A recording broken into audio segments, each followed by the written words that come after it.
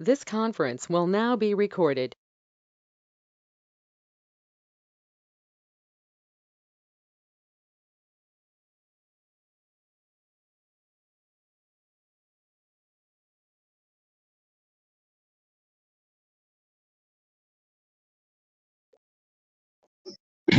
So I think everyone is here. So shall we start? Yes, yes. Okay. So good evening, participants. I welcome you all to today's session on stress management and mental health. As you all know, our resource person for this session is Mr. Prashant M. Tiwari. Let me give a brief introduction. He did his graduation and completed his master's in psychology from BHU, that is Banaras Hindu University. He also has a post-graduation diploma in counseling and psychotherapy from BHU as well. And he is the founder and president of the Psychologist. It is an association of psychology. And currently, he is pursuing PhD on psychogenic and non-epileptical seizures. So, with that being said, I welcome Mr. Prashant M. Tiwari sir to this session, and I request him to preside over. Thank you.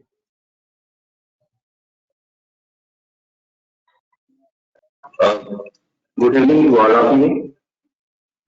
आज सबसे पहले मैं धन्यवाद देना चाहूंगा अपने programme के organisers को और हमारे सभी पार्टिसिपेंट को जो यहाँ पे अपना टाइम देकर स्ट्रेस मैनेजमेंट जैसे सीरियस मैटर पे बात कर रहे हैं।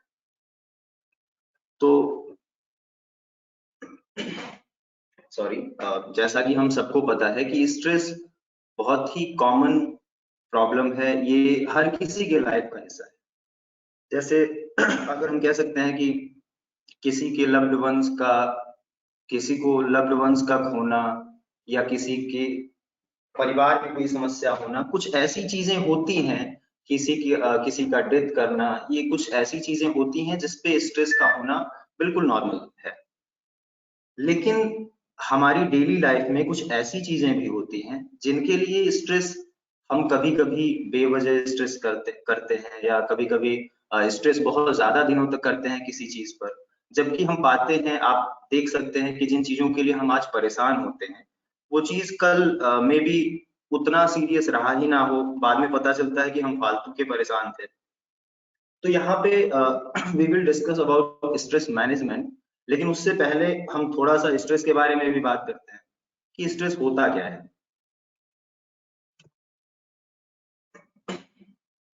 Stress can be defined as any type of change that causes physical, emotional or psychological strain. हमारी बॉडी का जो रिस्पॉन्स होता है किसी भी इमोशनल, फिजिकल रूप में, इमोशनल रूप में या साइकोलॉजिकल रूप में, इसे ही हम स्ट्रेस कहते हैं। और स्ट्रेस हर कोई स्ट्रेस हर कोई फील करता है, इवन वो लॉन्ग टर्म के लिए भी हो सकता है और बहुत छोटे समय के लिए भी हो सकता है।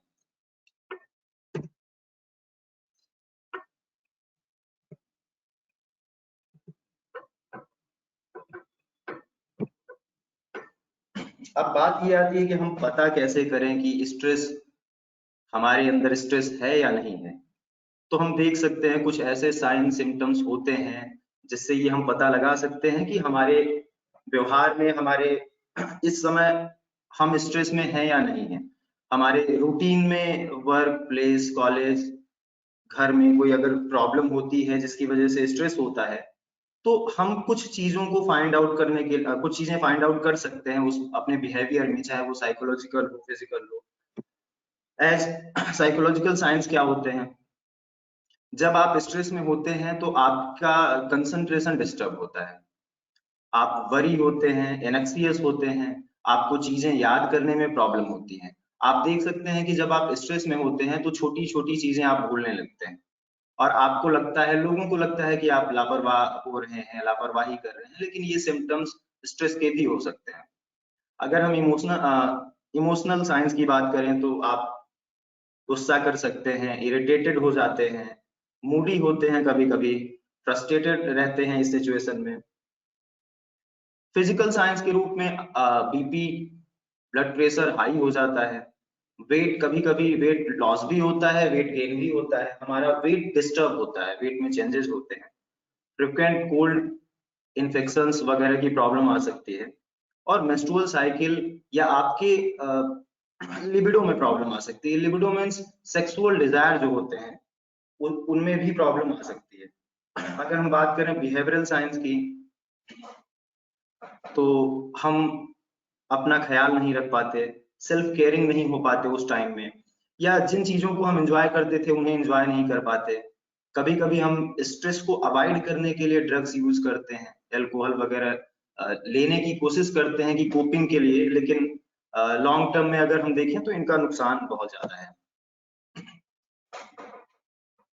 अगर स्ट्रेस के टाइप की बात करें तो स्ट्रेस कई टाइप के होते हैं। यहाँ पे कुछ टाइप की हम लोग बात करेंगे, जैसे एक्यूट स्ट्रेस।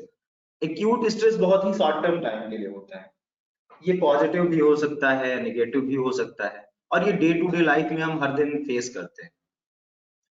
क्रॉनिक स्ट्रेस, जब स्ट्रेस काफी दिनों से होता है तो उसे हम क्रॉनिक स्ट्रेस कहते हैं, इसका बहुत ज्यादा प्रभाव पड़ता है। अगर एग्जाम्पल के लिए हम देख सकते हैं कि अगर बैड मैरिज हो, जॉब आपकी बहुत डिस्टर्बिंग हो, तो ये चीजें, चाइल्डहुड ट्रॉमा हो, तो ये चीजें क्रॉनिक स्ट्रेस का कारण बनती है।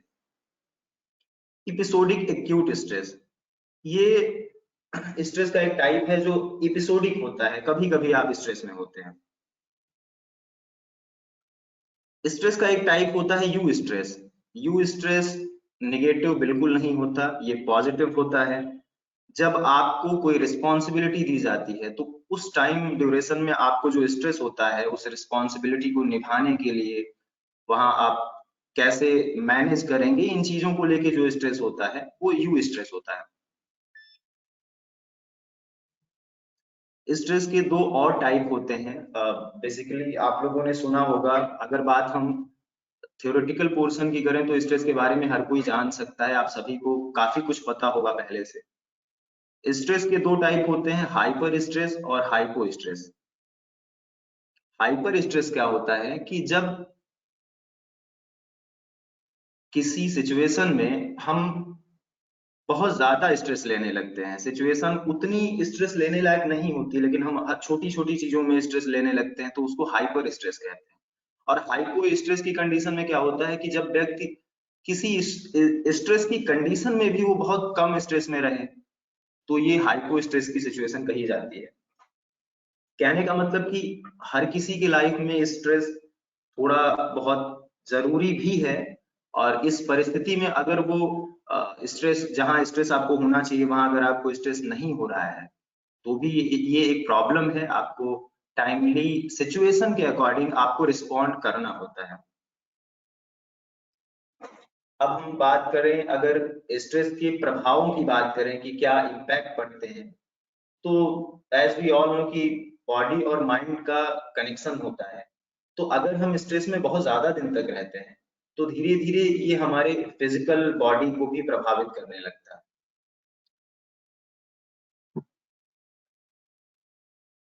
इसकी वजह से हमें हार्ट अटैक्स आ सकते हैं, इवन हार्ट अटैक की वजह से सडन डेथ तक हो सकता है। एंजाइटी डिसऑर्डर, डिप्रेशन, स्ट्रेस जब बहुत ज्यादा दिनों तक होने लगता है तो उससे रिलेटेड आप बर्न आउट कर सकते हैं, एंजाइटी डिसऑर्डर हो सकता है, डिप्रेशन में जा सकते हैं आप। ये सारी चीजें स्ट्रेस की वजह से होती है, क्योंकि जब हम स्ट्रेस में होते हैं तो हमारा autonomic nervous system over active हो जाता है, और जब autonomic nervous system over active होता है तो हमारा हमारी बॉडी पे इसका इफेक्ट पड़ता है, जो कि सिंपैथेटिक और पैरासिम्पैथेटिक नर्वस सिस्टम की वजह से होता है। क्योंकि जब हम स्ट्रेस में होते हैं तो हमारा सिंपैथेटिक नर्वस सिस्टम एक्टिव हो जाता है, जो कि कुछ समय बाद पैरासिम्पैथेटिक नर्वस सिस्टम के एक्टिवेट होने से वो हम काम डाउन हो जाते हैं। लेकिन जब हम स्ट्रेस में लगातार बने रहते हैं तो सिंपैथेटिक नर्वस सिस्टम हमेशा काम करता रहता है, और इसकी वजह से हमें फिजिकली प्रॉब्लम्स आने लगती है। आप देख सकते हैं कि स्ट्रेस की वजह से डायबिटीज की बीमारी, hair loss, heart disease, hyperthyroidism, obesity, sexual dysfunction, tooth and gum disease, ulcer, बहुत सारी बीमारियां होती हैं स्ट्रेस से रिलेटेड। डायबिटीज का कारण स्ट्रेस नहीं होता, लेकिन स्ट्रेस डायबिटीज की तरफ ज्यादा, स्ट्रेस कहीं ना कहीं आपका रिस्क फैक्टर है डायबिटीज के लिए। हेयर लॉस जो होता है, आज के समय में हेयर लॉस बहुत ही सामान्य बात है, लेकिन ये अगर आप स्ट्रेस में हैं तो हेयर लॉस की प्रॉब्लम आपकी बढ़ सकती है। अगर आप हेयर लॉस अगर आपका है भी तो आपको स्ट्रेस नहीं लेना चाहिए। हार्ट डिजीज, ओबेसिटी, कभी कभी स्ट्रेस की वजह से हम ओबेसिटी के भी शिकार हो जाते हैं। सेक्सुअल डिस्फंक्शन हो जाता है, दांतों की प्रॉब्लम्स होती हैं, अल्सर। अगर हम बात करें इसके ट्रीटमेंट की, तो कई तरह के ट्रीटमेंट हैं यहाँ पे जिसके बारे में हम लोग बात कर सकते हैं। साइकोथेरेपी, साइकोथेरेपी में हम सीबीटी अप्लाई करते हैं जो स्ट्रेस के पेशेंट होते हैं। कॉग्निटिव बिहेवियर थेरेपी, जो कि हमारे कॉग्निशन को, हमारे थॉट प्रोसेसिंग को कन्वर्ट करता है, थॉट प्रोसेसिंग को नेगेटिव से पॉजिटिव बनाने की कोशिश करता है।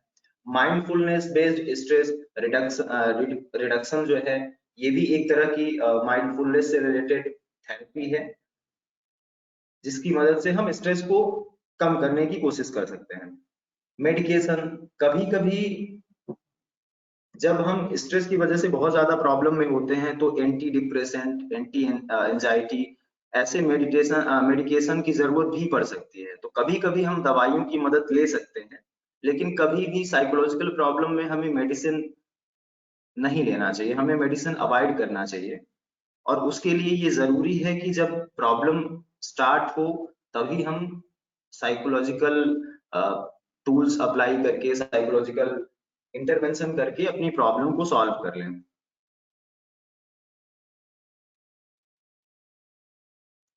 कॉम्प्लीमेंट्री के रूप में हम योगा, मेडिटेशन, मसाज, एरोमेथेरेपी, ये कई थेरेपीज होती हैं जिसकी वजह से हम अपने स्ट्रेस को थोड़ा सा कम कर सकते हैं, और ये कॉम्प्लीमेंट्री होती हैं। हम इसको मेडिसिन के साथ भी ले सकते हैं, थेरेपी, साइकोथेरेपी के साथ भी ले सकते हैं, और इसका रिसर्चेज में इसके फायदे भी देखे गए हैं।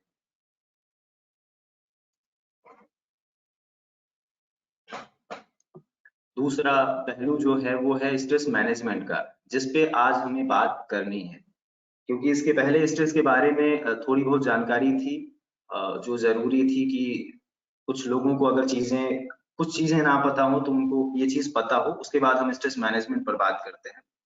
स्ट्रेस को मैनेज करना कोई मुश्किल काम नहीं है, ये हम सबके कंट्रोल में होता है, हम सब स्ट्रेस को मैनेज कर सकते हैं।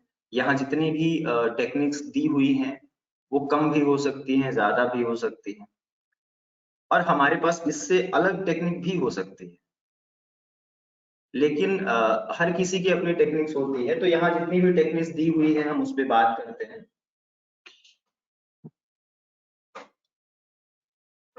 एक्सरसाइज, फिजिकल एक्टिविटी हमारे स्लीप को इम्प्रूव करती है। जब हम फिजिकल एक्टिविटी करते हैं तो ये हमारे स्लीप को और इंक्रीज करती है। हम थोड़ा सा फटीग होते हैं तो हमें अच्छी नींद आती है। तो एक्सरसाइज करने के बहुत फायदे हैं, लेकिन प्रॉब्लम ये है कि आज के समय में 1 घंटे 40 मिनट टाइम निकाल के एक्सरसाइज हर कोई नहीं कर पाता। तो कुछ ऐसे तरीकों के बारे में भी हम बात कर सकते हैं जो एक्सरसाइज के लिए, एक्सरसाइज की जगह पे हम कुछ और कर सकें। अगर जैसे अगर आप एक्सरसाइज नहीं कर सकते तो आप running, swimming, cycling, dancing, aerobics, ये सारी चीजों को भी कर सकते हैं, जो कि आपके लिए फन भी होगा और आप कहीं ना कहीं फिजिकल एक्टिविटी में इन्वॉल्व रहेंगे। अगर आप ये भी नहीं कर पाते तो कम से कम कुछ चीजें यहाँ पे दी हुई हैं जिसको आप कर सकते हैं। तो कुछ फिजिकल एक्टिविटी आपकी डेली लाइफ में, डेली रूटीन में फिजिकल एक्टिविटी कुछ ना कुछ हो जाएगी।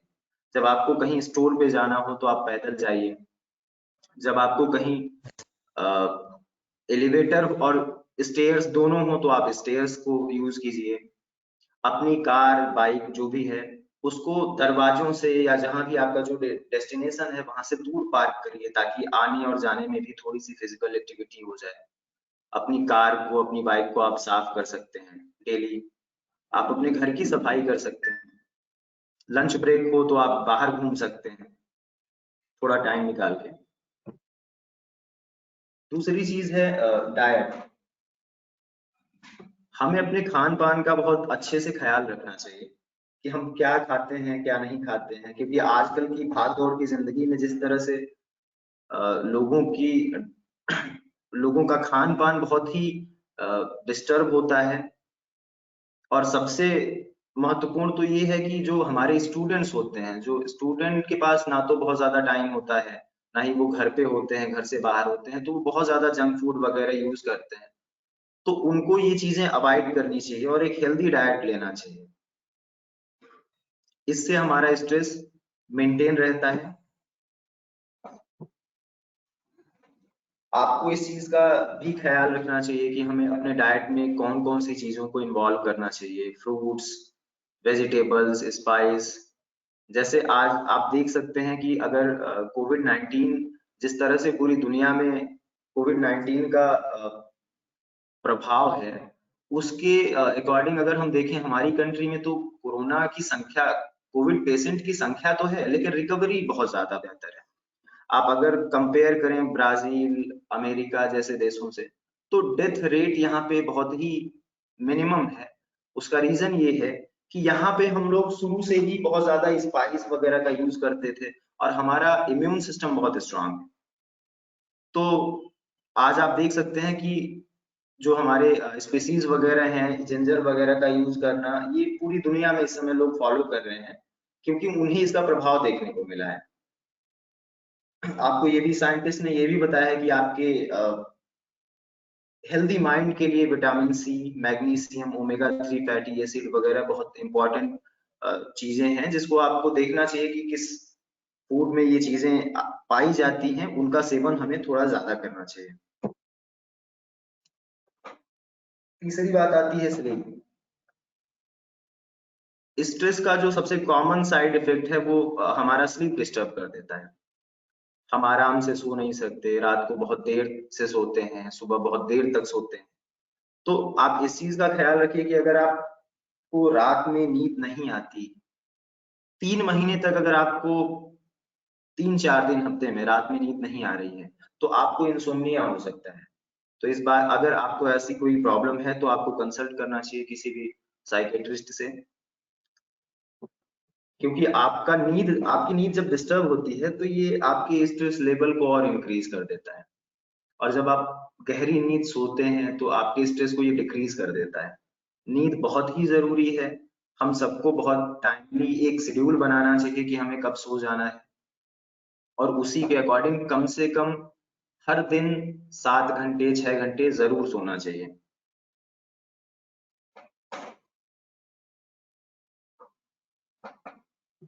एक बेहतर नींद लेने के लिए हम कुछ चीजों को इंक्लूड कर सकते हैं।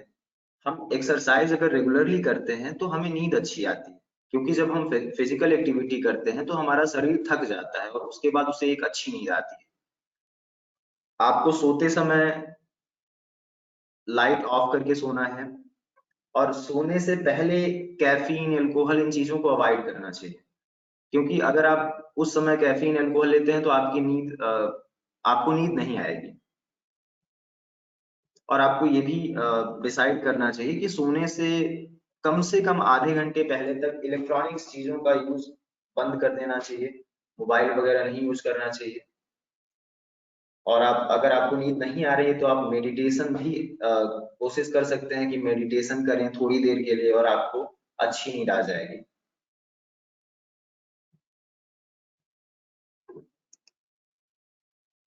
अगर हम रिलैक्सेशन टेक्निक की बात करें, क्योंकि रिलैक्सेशन टेक्निक भी हमारे स्ट्रेस को बहुत ज्यादा डिक्रीज करता है, तो हम योगा की बात कर सकते हैं। योगा हमारी कंट्री में तो कई हजारों सालों से यूज की जाती है, और इसके बहुत ही अच्छे पॉजिटिव इफेक्ट हैं। तो हम योगा करके अपने आप को रिलैक्स कर सकते हैं टाइमली। हर दिन अगर हम योगा करते हैं तो इसका हमारे मेंटल हेल्थ पर बहुत बेहतर प्रभाव पड़ता है। मेडिटेशन, आप अगर किसी भी शांत जगह पर हैं तो आप मेडिटेशन कर सकते हैं। ये आप अपने तरीके से मेडिटेशन कर सकते हैं। मेडिटेशन करने के बहुत से तरीके होते हैं।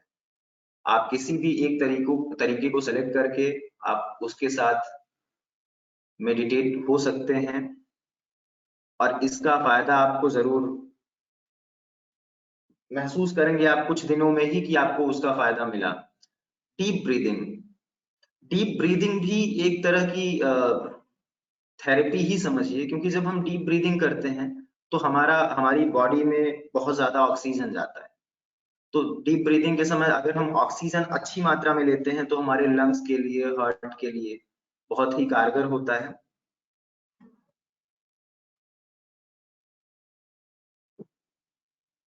बायोफीडबैक, बायोफीडबैक एक टेक्निक है जो आपको ये बताती है कि आप पार्टिकुलर टाइम में आपकी जो थिंकिंग प्रोसेस है उसकी वजह से आपके ब्रेन के सिग्नल्स में कैसे चेंजेस आते हैं। आप तुरंत ये देख सकते हैं कि आपकी थॉट प्रोसेसिंग के साथ साथ आपके जो ब्रेन के सिग्नल्स हैं उसमें चेंजिंग होते रहते हैं। और बहुत ही सामान्य सी बात है कि हम social animal, human are social animal, so हमें लोगों से कनेक्ट रहना चाहिए। हमें लोगों के साथ, दोस्तों के साथ, फैमिली के साथ टाइम स्पेंड करना चाहिए, उनसे बातें करनी चाहिए। कभी कभी जब कोई स्ट्रेस में होता है तो हमें अगर हमारा दोस्त स्ट्रेस में है तो हमें उनसे बातें करनी चाहिए, बातें शेयर करनी चाहिए। तो इससे क्या होता है कि हम हमारा स्ट्रेस का जो फ्लाइट रिस्पॉन्स होता है वो बेहतर होता है और आप रिलैक्स फील करते हैं। बिहेवियर, आपको ये भी डिसाइड करना होता है कि आपका व्यवहार कैसा है दूसरों के साथ। कुछ टेक्निक्स हैं, कुछ टिप्स हैं जो आप फॉलो कर सकते हैं। जैसे try not to over commit yourself, share the responsibilities, count to 10 before you respond. जब भी आपको कोई रिस्पॉन्ड करना हो, कभी कभी क्या होता है कि हम गुस्से में या किसी भी इनएप्रोप्रिएट कंडीशन में बहुत गलत रिस्पॉन्स कर देते हैं। तो हमें थोड़ा सा टाइम देना चाहिए रिस्पॉन्स करने के पहले। तो हो सकता है तब तक हम चीजों को सोच समझ लें और बेहतर रिस्पॉन्स करें।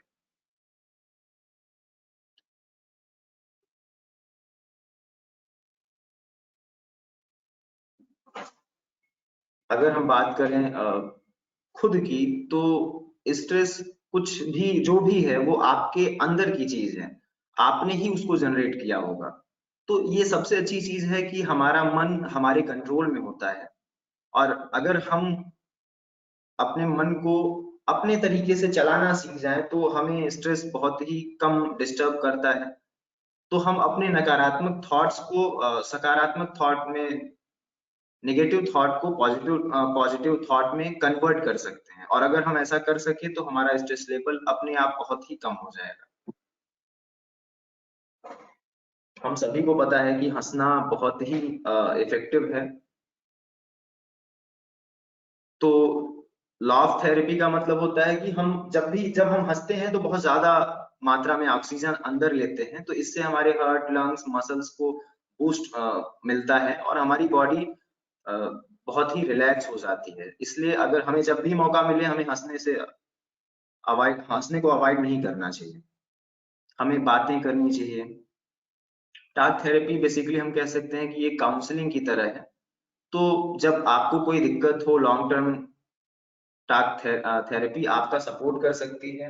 आपको कई अप्रोच होते हैं इसके, सीबीटी होती है और भी कॉग्निटिव बिहेवियर थेरेपी, बहुत सी थेरेपीज होती हैं जिसके अंतर्गत एक काउंसलर जब आपसे बातें करता है, डिस्कस करता है, आप उनसे अपनी बातें शेयर करते हैं तो आपको स्ट्रेस से रिलीफ मिलता है।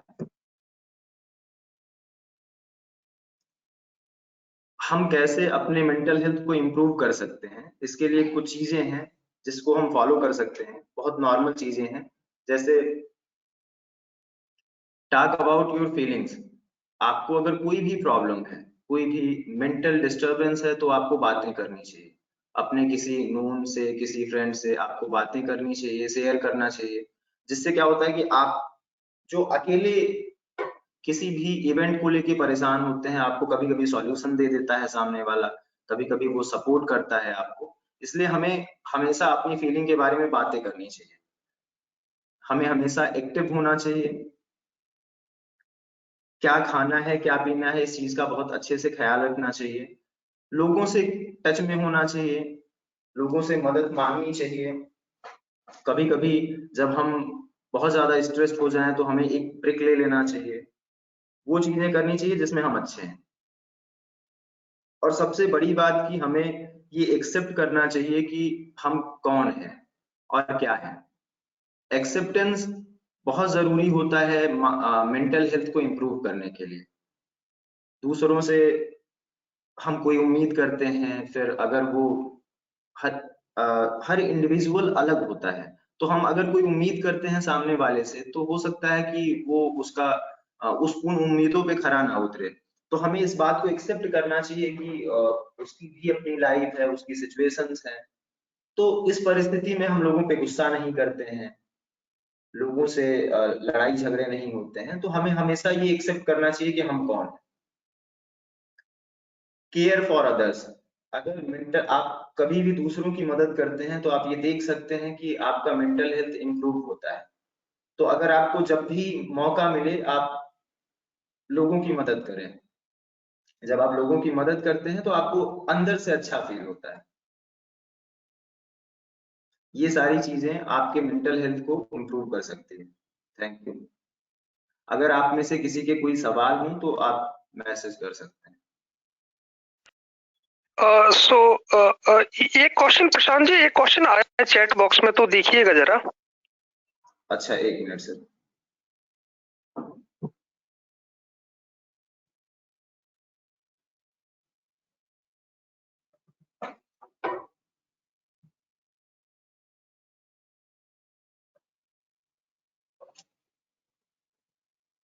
How to focus consistently on goal, यही सवाल सर? यस सर, यही वाला। जी, देखिए सबसे बड़ी प्रॉब्लम आज के समय की यही सबसे बड़ी प्रॉब्लम है कि हम कंसिस्टेंटली अपने किसी भी काम पर फोकस नहीं कर पा रहे हैं। लेकिन उसके लिए सबसे जो अच्छा तरीका है वो पहली चीज तो ये है कि हमें हमारी जो इच्छा शक्ति होती है उसको बहुत मजबूत करना होगा अपने गोल को अचीव करने के लिए। और अगर हम देखें कि हम इन चीजों को करने के लिए क्या क्या हेल्पफुल हो सकता है, तो मेडिटेशन कहीं ना कहीं मेडिटेशन जो है ये हम गोल पर फोकस करने के लिए बहुत ज्यादा हेल्पफुल होती है। अगर हम मेडिटेशन करते हैं तो हम फोकस्ड हो जाते हैं किसी भी गोल के लिए, फिर हम जो भी काम करते हैं उसमें कंसिस्टेंटली इन्वॉल्व हो सकते हैं। कंसंट्रेशन के लिए भी मेडिटेशन कंसंट्रेशन के लिए ही होता है। और अब जब आपका कंसंट्रेशन स्ट्रांग होगा तभी आप अपने गोल को अचीव करने के लिए कंसिस्टेंटली लग पाएंगे।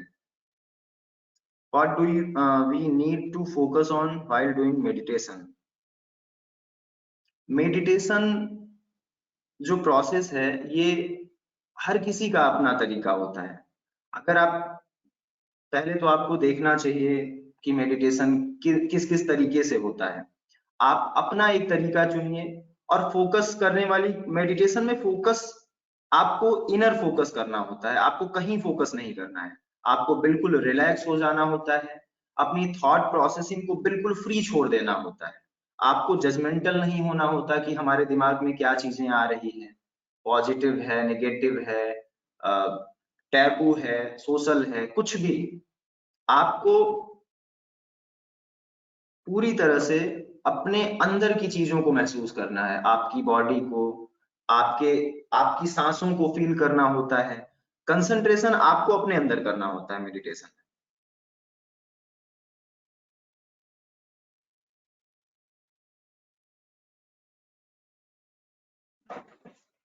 और कोई सवाल?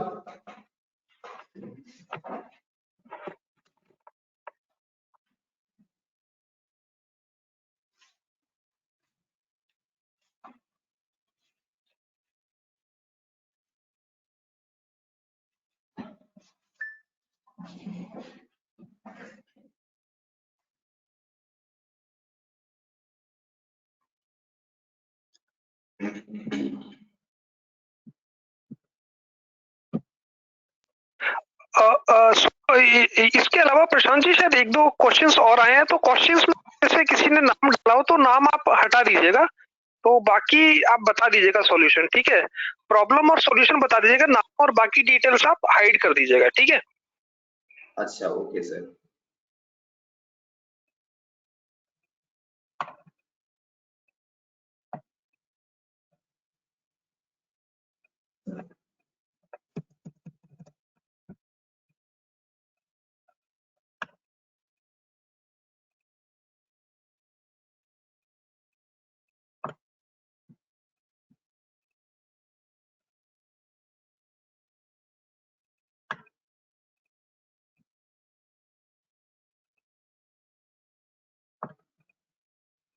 सो इसके अलावा किसी भी पार्टिसिपेंट को अगर कोई भी स्ट्रेस या टाइम मैनेजमेंट से रिलेटेड कोई भी क्वेरी है या कोई भी डाउट है, कोई क्वेश्चन है या फिर कोई ऐसा क्वेश्चन है जो वो एनोनिमसली पूछना चाहते हैं, तो हम लोग को भेज सकते हैं। We will keep the identity as an secret. So आप ऑर्गेनाइजर्स को भेज सकते हैं या फिर डायरेक्ट आप अगर चाहें तो प्रेजेंटर को डायरेक्टली भी भेज सकते हैं, अदरवाइज ISTE JEC को आप भेज दीजिए। So that will be kept really confidential, so you can be sure about that. So you can ask any queries, we will not reveal the name. So to do that, you can also send it on WhatsApp also on the number that you received on the email. You may have received the email, so in that there was a number, so you can send on the WhatsApp through SMS or WhatsApp through other modes also. So we will keep the identity as secret, so you can ask any query, any questions. That's it.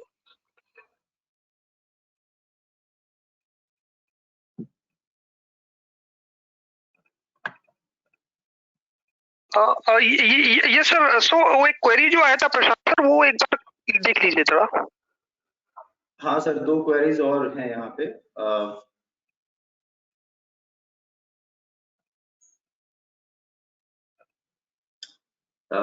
Is it true the meditation decrease the sleeping time? ये नहीं, ये बिल्कुल गलत है। Meditation हमारे sleeping time को increase करता है और एक बेहतर स्लीप देता है। कहने का मतलब ये है कि स्लीप टाइम तो आप डिसाइड करते हैं कि आपको कब तक सोना है, कितने बजे से कितने बजे तक सोना है। हाँ, ये है कि आप अगर मेडिटेट करते हैं तो आपको टाइमली सोना होगा और टाइमली उठना होगा। Doesn't stress cause metabolic problem? Stress की वजह से हमारे जो प्रॉब्लम का लेवल होता है वो बहुत ज्यादा सीवियर भी हो सकता है। इवन स्ट्रेस की वजह से सडन डेथ तक हो सकती है। तो स्ट्रेस अगर नॉर्मल है तो वो बहुत बेहतर है, अगर स्ट्रेस नॉर्मल नहीं है, क्रोनिक है, तो ये प्रॉब्लम है और आपको इसके लिए जरूर कंसल्ट करना चाहिए काउंसलर से, साइकोलॉजिस्ट से, या अपने किसी भी जो भी आपको अच्छा सजेशन दे सके उनसे बातें करनी चाहिए, या अपने स्ट्रेस को कम करने के लिए जितने टेक्निक्स हमने डिस्कस की उनमें से आप जो भी आपके लिए अप्रोप्रिएट हो आप फॉलो कर सकते हैं। मेटाबॉलिक प्रॉब्लम बिल्कुल होती है, पोस्ट ट्रोमैटिक स्ट्रेस डिसऑर्डर हो जाता है, PTSD जिसको हम लोग कहते हैं। और इवन हमारा जो PhD का टॉपिक है उसमें भी हमने जो केसेस लिए हैं वो भी स्ट्रेस से ही रिलेटेड हैं, जो कि बाद में मिर्गी के रूप में उभर कर आते हैं और न्यूरोलॉजी में लोग मिर्गी समझकर उसका इलाज करने जाते हैं और बाद में उन्हें पता चलता है कि ये मिर्गी नहीं बल्कि साइकोलॉजिकल प्रॉब्लम की वजह से ये डिसऑर्डर जनरेट होता है, जिसको हम साइकोसोमैटिक डिसऑर्डर्स कहते हैं। तो स्ट्रेस की वजह से हमें मेटाबॉलिक प्रॉब्लम भी होती है।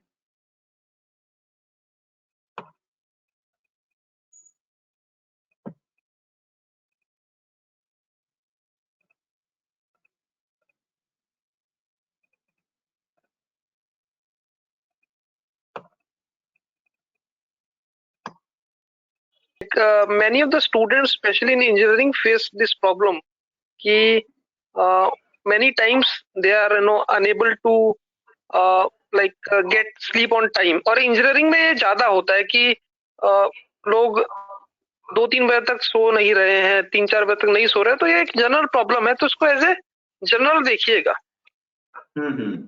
देखिए सर, मैं मैसेज नहीं देख पाया, आपने जो बताया उस हिसाब से हम लोग इस पे बात करते हैं कि इंजीनियरिंग हो, मेडिकल हो, या कोई भी पढ़ाई हो, या कोई भी इवन काम हो जिसमें हम देर से सोते हैं, तो इस चीज को हमें अवॉइड करना चाहिए। जैसे आप सबको पता होगा, स्टूडेंट्स को पता होगा कि ऐसा नहीं है कि वर्कलोड की वजह से ही हम सो रहे हैं, मतलब देर से सोते हैं।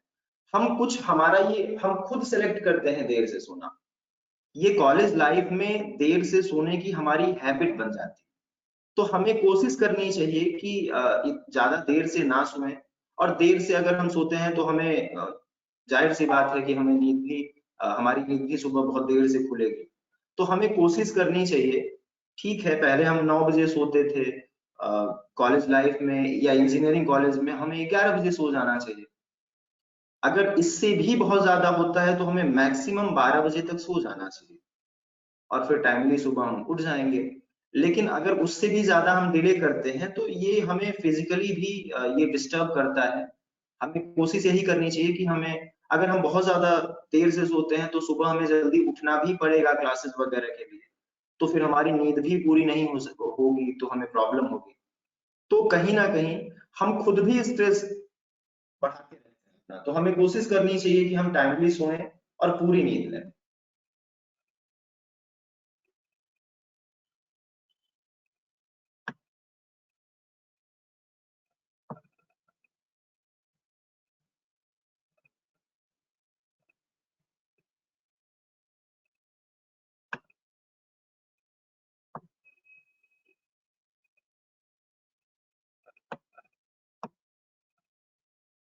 और कोई क्वेरी?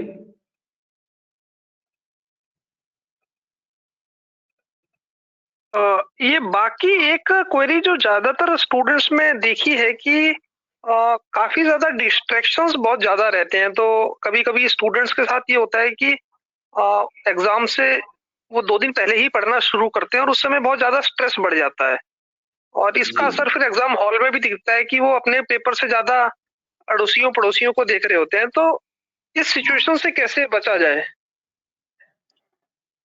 सर ये वाकई में ये बहुत जेन्युइन प्रॉब्लम है। इवन हम लोगों के टाइम में भी स्टूडेंट यही करते थे।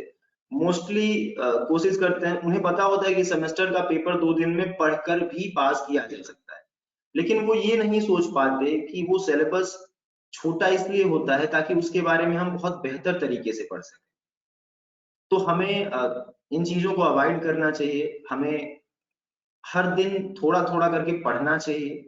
क्योंकि आप सोचिए, अगर आप कॉलेज में कहीं से भी, पता नहीं आपका घर यहाँ आपके कॉलेज से कितना दूर है, आप आते हैं और अगर आप पढ़ाई ही नहीं करते हैं, जबकि आप पढ़ने ही सिर्फ आए हुए हैं, तो हमें हर दिन थोड़ी-थोड़ी पढ़ाई ज़रूर करनी चाहिए। प्रैक्टिकल वगैरह तो हम क्लासेस क्लासेस कर लेते हैं, प्रैक्टिकल्स कर लेते हैं, लेकिन हमें थोड़ा टाइम इवन अपने हॉस्टल पर भी, रूम पर थोड़ा टाइम देना चाहिए, जिससे अगर हम 2 घंटे भी हर दिन पढ़ते हैं तो हमें लगता है कि फिर पेपर अचानक से कभी भी कर दिया जाए तो आपको पेपर का स्ट्रेस नहीं होगा। तो हमें अपनी हैबिट को थोड़ा सा चेंज करना पड़ेगा। स्टूडेंट्स एक्चुअली हॉस्टल में काम तो खैर काफी करते हैं, बट वो स्टूडेंट्स अपना स्टडीज का काम नहीं होता, हॉस्टल के काम में खैर लगे रहते हैं। सो आई हाँ think the trick is that कि रेगुलर स्टडीज इंपॉर्टेंट है, जैसा कि आप कहना चाह रहे हैं कि 2 घंटा अगर डेली स्टडी करें तो शायद वो बेहतर रहेगा। बिल्कुल। और सर मुझे लगता है कि जो हम नॉलेज गेन करने के लिए पढ़ाई कर रहे हैं, अगर हम सिर्फ किताबों तक रह जाएंगे तो नॉलेज तो हमें नहीं मिलेगा। किताबों में सिर्फ इंफॉर्मेशन होती है। नॉलेज के लिए आपको खुद से भी मेहनत करनी पड़ेगी। आपको किताबों से थोड़ा सा आगे उठना। आप तो किताबें ही, पहले तो हमें प्रॉब्लम हमारी ये है कि हम किताबें ही नहीं पढ़ पाते हैं। जब हमारा एग्जाम आ जाता है तब हम कोशिश करते हैं कि नोट्स पढ़ लें। तो पहले हम किताबों को अवॉइड करते हैं। जब किताबों को अवॉइड करते हैं तो हम नोट्स पर आते हैं, जो कि किताबों से बहुत छोटे, मतलब शॉर्ट फॉर्म में होता है। फिर हम अपने नोट्स को भी अवॉइड करते हैं पूरे सेमेस्टर। और जब अचानक से एग्जाम आता है तो हम छोटे छोटे टॉपिक्स देख लेते हैं कि कौन कौन से इंपॉर्टेंट है। तो सोचिए कि हम अपने सिलेबस का 80% छोड़ देते हैं, पढ़ते ही नहीं। तो हमारे कहने का ये मतलब है कि सिलेबस जितना भी हो हमें वो बिल्कुल अच्छे से पढ़ना चाहिए, और सिर्फ उतना नहीं जितना एग्जाम में लिखना है। उसके बारे में पूरी तरह से एक दो किताबों से, अलग अलग किताबों से हमें थोड़ा सा देखना चाहिए कि वो क्या चीजें हैं, क्या कहना चाहता है, डिटेल में उसको पढ़ना चाहिए सिलेबस को। इसके अलावा एक और क्वेश्चन ये आता है काफी लोगों के माइंड में कि एक स्टेज होती है जो कि आपकी एक्सरसाइजेज जो आपने बताई उनसे आप स्ट्रेस को कम कर सकते हैं, लेकिन एक टाइम के बाद आपको मेडिकल हेल्प चाहिए रहेगा, क्योंकि एक टाइम तक ही वो चीजें वर्क कर सकती हैं। तो ये कैसे पता लगेगा कि अब मेडिकल हेल्प चाहिए या अभी एक्सरसाइज से ही काम चल जाएगा? एक बार अपना सवाल फिर से बोलेंगे सर? ये ऐसा होता है कि जैसे मतलब कुछ आपने एक्सरसाइजेज बताई जिससे स्ट्रेस आप रिड्यूस कर सकते हैं या फिर जो मतलब स्ट्रेस से आप बच सकते हैं, लेकिन अगर किसी को जैसे बहुत ज्यादा स्ट्रेस है या बहुत ज्यादा डिप्रेशन हो रहा है तो उस समय मेडिकल ट्रीटमेंट लेना भी जरूरी होता है। तो वो एक बीच में एक बॉर्डर होगा, एक बाउंड्री होगी जिसके बाद कि आपको इसको एक्सरसाइजेज से या फिर आप अपने रूटीन से शायद इसको सॉल्व ना कर पाए, आपको मेडिसिन लेनी पड़ेगी। तो वो कहाँ बिल्कुल आप पता कर सकते हैं कि अब आपको मेडिकल हेल्प की जरूरत है और आपको वो लेना चाहिए? क्योंकि एक ऐसा अभी नहीं है कि थोड़ा सा 2 दिन नींद नहीं आई और आप डॉक्टर के पास पहुंच जाए, वैसा भी नहीं हो सकता, लेकिन ऐसा भी नहीं होना चाहिए कि प्रॉब्लम बहुत ज्यादा सीवियर हो जाए। तो वो बाउंड्री कहाँ है कि कब मेडिकल हेल्प के लिए जाना चाहिए? एक्चुअली ये सवाल आपका बहुत ही मतलब कि इसका जवाब बड़ा मुश्किल है, क्योंकि ऐसी कोई विजिबल बाउंड्री नहीं होती है कि हम ये समझ सके कि अब हमें मेडिटेशन के लिए जाना, मेडिकेशन के लिए जाना होगा। लेकिन हम कुछ ऐसे साइन सिम्टम्स होते हैं जिनसे हम समझ सकते हैं कि इनको मेडिकेशन की जरूरत है। जैसे डिप्रेशन, अगर डिप्रेशन शुरुआती दौर में होता है तो हम उनको साइकोलॉजिकल टूल से ठीक कर सकते हैं। लेकिन जब उनका डिप्रेशन इतना ज्यादा हो जाता है कि वो फिजिकल प्रॉब्लम्स में कन्वर्ट हो जाता है, तो जैसे अगर बहुत ज्यादा डिप्रेशन हो जाने के बाद रात भर नींद ना आना, तो ऐसी समस्याएं जब होने लगती हैं तो हमें कंसल्ट करना चाहिए साइकियाट्रिस्ट से। तो यहाँ बेसिकली सबसे इम्पोर्टेंट चीज ये है कि मेंटल हेल्थ से रिलेटेड मेडिकेशन हमें अवॉइड करना चाहिए जब तक जरूरत ना पड़े। जरूरत पड़ने पर तो हमें लेना ही पड़ेगा, लेकिन जो ड्रग्स होते हैं, साइको एक्टिव ड्रग्स होते हैं, जो वो एंटी डिप्रेसेंट हो, एंटी एंजाइटी हो, ये सारी चीजें हमें अवॉइड करनी चाहिए, क्योंकि एक ये उसी ड्रग्स की तरह होती हैं जो ड्रग्स अब्यूज करते हैं। जैसे अल्कोहल की बात करें, कैफीन की बात करें, तो हमें इन मेडिसिन को अवॉइड करना चाहिए। और इसके लिए बेहतर ये होता है कि जब भी हमें मानसिक परेशानियां हों तो हमें ये स्टिग्मा जो बना हुआ है मेंटल हेल्थ से रिलेटेड, हमें इस स्टिग्मा को हटाना होगा। और जब भी हमें मानसिक समस्या हो हमें शेयर करना चाहिए। और जब हम एक दूसरे से अपनी बातें शेयर करने लगते हैं तो कहीं ना कहीं हमें बताने वाले ऐसे कई लोग मिल जाते हैं कि आपको अभी मेडिकेशन की जरूरत है या नहीं।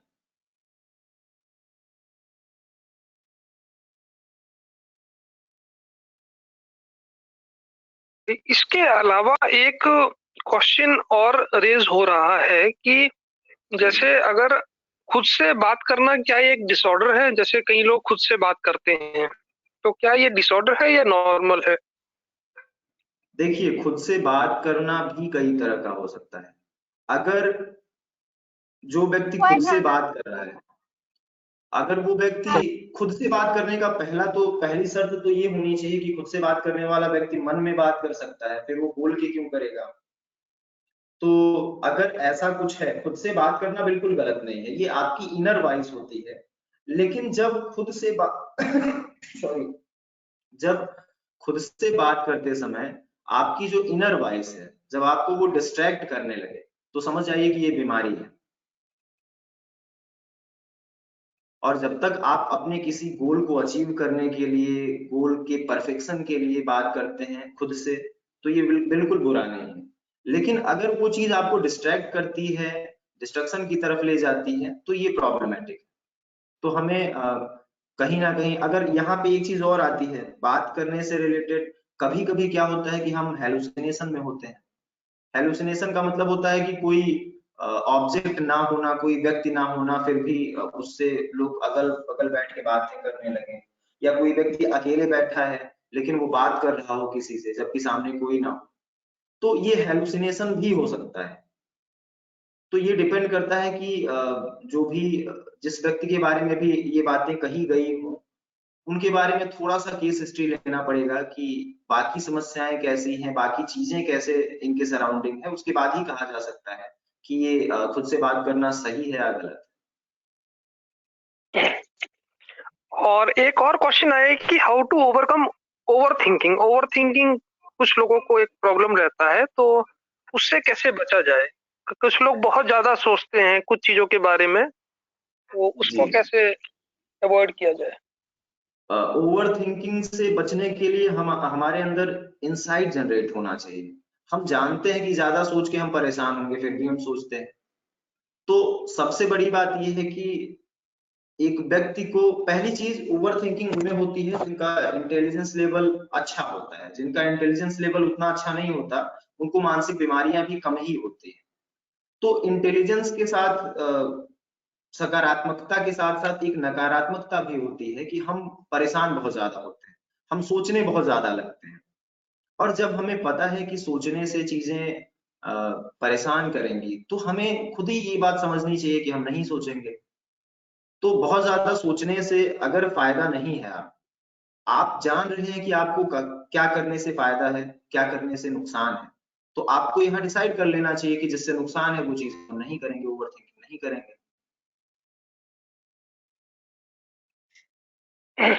एक बहुत ज्यादा भयंकर शब्द है कॉग्निटिव बिहेवियरल थेरेपी। तो इसके हम्म। बारे में थोड़ा सा लोग जानना चाह रहे हैं कि क्या है ये कॉग्निटिव बिहेवियरल थेरेपी? सबसे पहले हम बताएं कि थेरेपी, कॉग्निटिव बिहेवियर थेरेपी एक साइकोथेरेपी है जिसमें हम आपके कॉग्निशन से रिलेटेड आपकी जो थॉट प्रोसेसिंग है उसके बारे में हम बात करते हैं, और हम कोशिश करते हैं कि आपकी थॉट प्रोसेसिंग को थोड़ा सा उसमें चेंजेस ला सकें, क्योंकि थॉट प्रोसेसिंग से ही लोग परेशान होते हैं।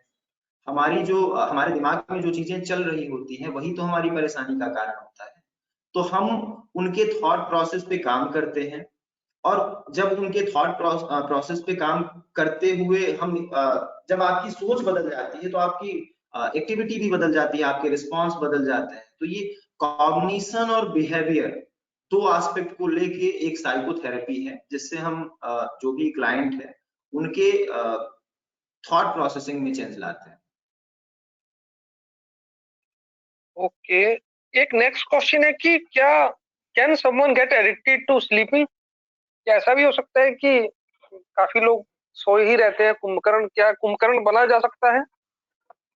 बिल्कुल, बहुत लोग आपके आसपास होंगे भी। तो ऐसा नहीं है, कुछ लोग बहुत ज्यादा सोते हैं, लेकिन सोना बीमारी नहीं है। हाँ, अगर आप नेचुरली सो रहे हैं तब, अगर आप पता चला कि ड्रग एब्यूज की वजह से सो रहे हैं, या कुछ ऐसी मेडिसिन लेते हैं जिसमें स्लीपिंग पिल्स होती हैं, तो इन चीजों को अवॉइड करना चाहिए।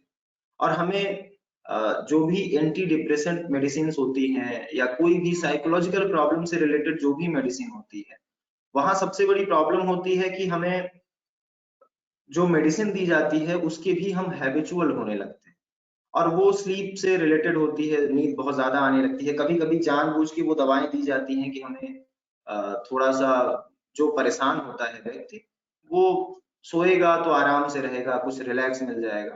तो सोने की मेडिसिन बिल्कुल नहीं लेनी चाहिए, वो लीगल भी नहीं है, प्रिस्क्रिप्शन के बाद ही दी जाती है, और उसको भी एक समय के बाद बंद कर देना चाहिए। लेकिन बहुत ज्यादा सोना, अगर आप सोते रहेंगे तो उसके डीमेरिट्स आपको पता है। लेकिन अगर कोई दोपहर में 1-2 घंटे सोता है, रात में 5-6 घंटे सोता है, तो ये नॉर्मल स्लीपिंग है, और यहाँ तक तो ठीक है। इससे ज्यादा सोना मतलब अ, दिक्कतें तो होंगी ही। तो कुल मिलाकर 8-9 घंटे डेली से ज्यादा नहीं सोना चाहिए। हाँ, मैक्सिमम मतलब 8 घंटे, 8-9 घंटे, तो 9 समझिए ज्यादा भी कह सकते हैं 9 को, 8 घंटे आपको सोना चाहिए। अब 8 घंटे में अगर आप 6 घंटे रात में सोते हैं तो आप 1 घंटे दिन में भी सो सकते हैं।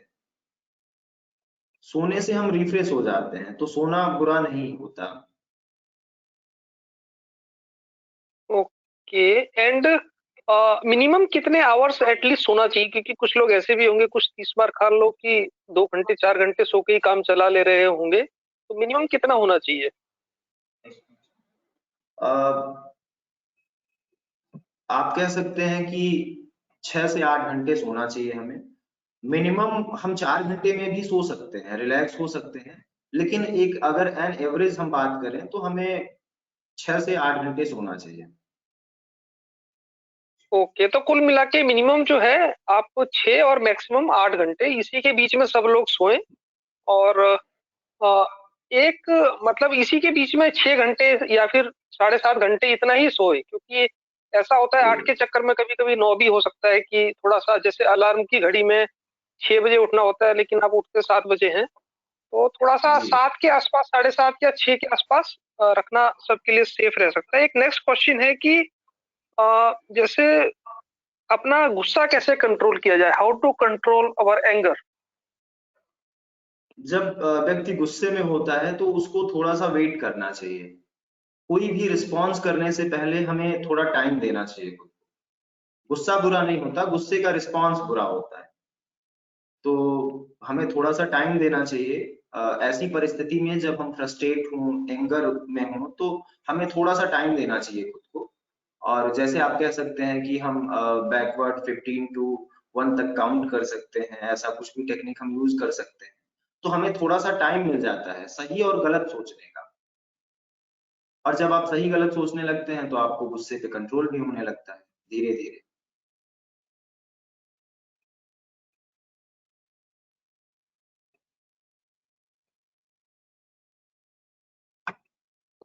इसके अलावा अगर कुछ लोग डायरेक्टली क्वेश्चन पूछना चाहें तो उनका भी स्वागत है, वो भी डायरेक्टली क्वेश्चन भी पूछ सकते हैं।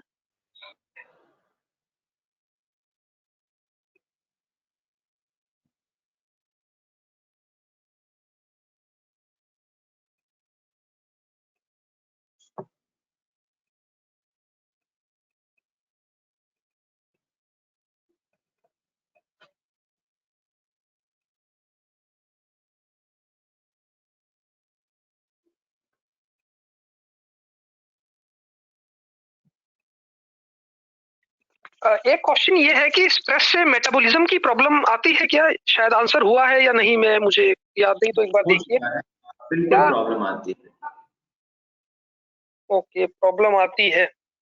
जी ओके, हमारे इसके अलावा और भी कोई? एक ये है कि how to resist negative thoughts, तो नेगेटिव थॉट्स को कैसे रेजिस्ट किया जाए? नेगेटिव थॉट को जैसे नेगेटिव थॉट्स ऐसे भी आप मान सकते हैं कि जैसे कभी कभी रिवेंज होता है कि हाँ बदला लेना है, तो जी कभी कभी वो उसमें पता लगता है कि अब बदला लेने के चक्कर में अपना ही नुकसान और हो जाता है, तो फिर वो डबल बदला लेना होता है, फिर ट्रिपल बदला हो, तो बदले के चक्कर में बहुत ज्यादा एक कैस्केडिंग इफेक्ट हो जाता है। तो ये बिल्कुल। कैसे मतलब बचा जाए इस चीज से? लास्ट में हमने लास्ट स्लाइड में एक चीज लिखी हुई थी कि हमें ये समझना चाहिए कि हम कौन हैं। प्रॉब्लम ये आती है कि हम खुद को, तो हम पूरी दुनिया को अपने पर्सपेक्टिव से देखने लगते हैं। तो हमें ये महसूस करना चाहिए कि दुनिया में जितने भी लोग हैं, सबके अपने नजरिए हैं और सबके सराउंडिंग उनकी दुनिया है। हमारे सराउंडिंग हमारी दुनिया है, आपके सराउंडिंग आपकी दुनिया है। हम अपने आप को बहुत ज्यादा आंक लेते हैं और दूसरों को कम आंकने लगते हैं। प्रॉब्लम यहीं से शुरू होती है। तो इस परिस्थिति में जब आपने कहा कि निगेटिव थॉट्स को कैसे कंट्रोल किया जाए, यहाँ रियलिस्टिक काउंसलिंग की जाती है। तो उससे इंसाइट जनरेट होता है और हम अपने एक्शंस में थोड़े चेंजेस लाते हैं। तो ये बताना तो काफी मुश्किल है, क्योंकि ये जिनका भी बिहेवियर होता है, अगर सिर्फ यहाँ कह देना हो तो सिर्फ यही कहा जा सकता है कि हमें हमेशा पॉजिटिव रहना चाहिए, मेंटल हेल्थ हमारा हमेशा मेंटल हेल्थ को इंक्रीज करते रहना चाहिए, क्योंकि मेंटल हेल्थ अगर आप ठीक हैं तो उससे भी आगे जा सकते हैं आप। पॉजिटिव साइकोलॉजी ये बताती है कि अगर आपको कोई बीमारी नहीं है तो भी अब आप और खुश हो सकते हैं। तो कुछ ऐसी टेक्निक्स हैं जिनके थ्रू हम नेगेटिव थॉट्स को हटा सकते हैं।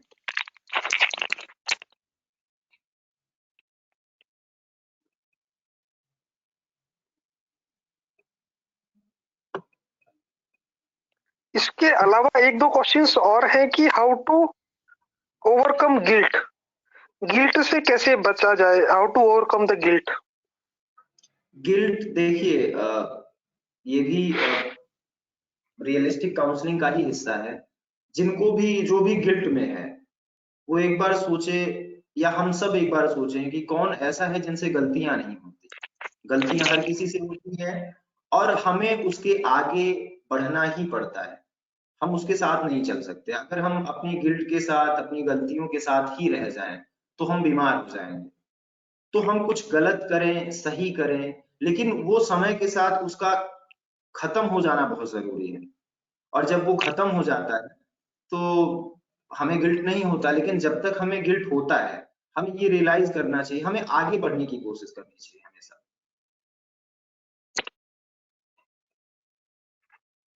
इसके अलावा एक नेक्स्ट क्वेश्चन है कि हम लोग जैसे कि स्ट्रेस काफी कंफ्यूज रहते हैं कि क्या हम स्ट्रेस में हैं या हम डिप्रेशन में हैं, इसको कैसे पहचाने, हाउ टू आइडेंटिफाई दिस। आपकी आवाज डिस्टर्ब हो गई थी, एक बार फिर से बोल दीजिए। एक क्वेश्चन ये है कि स्ट्रेस और डिप्रेशन में कैसे डिफरेंशिएट करें कि वो स्ट्रेस में है या वो डिप्रेशन में है। स्ट्रेस के रिस्पॉन्स आपने देखे, स्ट्रेस के जो हमने साइंस लिखे हुए थे जैसे फिजिकल साइंस और जो डिप्रेशन के साइंस होते हैं, इसमें बहुत अंतर होता है। जो डिप्रेस लोग होते हैं वो बहुत कम एक्टिव दिखते हैं, लेकिन स्ट्रेसफुल लोग बहुत ज्यादा भी एक्टिव दिख सकते हैं। डिप्रेशन में लोग शांत होते हैं, डिप्रेशन में उनकी एक्टिविटी स्लो हो जाती है, लेकिन स्ट्रेस के साथ ऐसा नहीं होता। और स्ट्रेस भी डिप्रेशन का कारण बन सकता है। डिप्रेशन बहुत लॉन्ग लास्टिंग होता है, बहुत टाइम तक जब हम कंसिस्टेंटली जब हम बहुत ही नेगेटिव बिहेवियर कर रहे होते हैं, नेगेटिव थॉट्स आ रहे होते हैं, तो वो डिप्रेशन के मतलब कारण होते हैं। और थॉट्स भी स्ट्रेस जो होता है ये भी अगर बहुत लॉन्ग लास्टिंग होता है तो ये भी डिप्रेशन का कारण हो सकता है। एक नेक्स्ट क्वेश्चन है how to avoid falling deeply in love, इसको अगर हिंदी में अनुवाद किया जाए तो इश्क से कैसे बचा जाए या इश्क में पढ़ने से कैसे बचा जाए। अगर मुझे लगता है ये सवाल तो इसका कोई मतलब नहीं बनता, क्यों बचा जाए।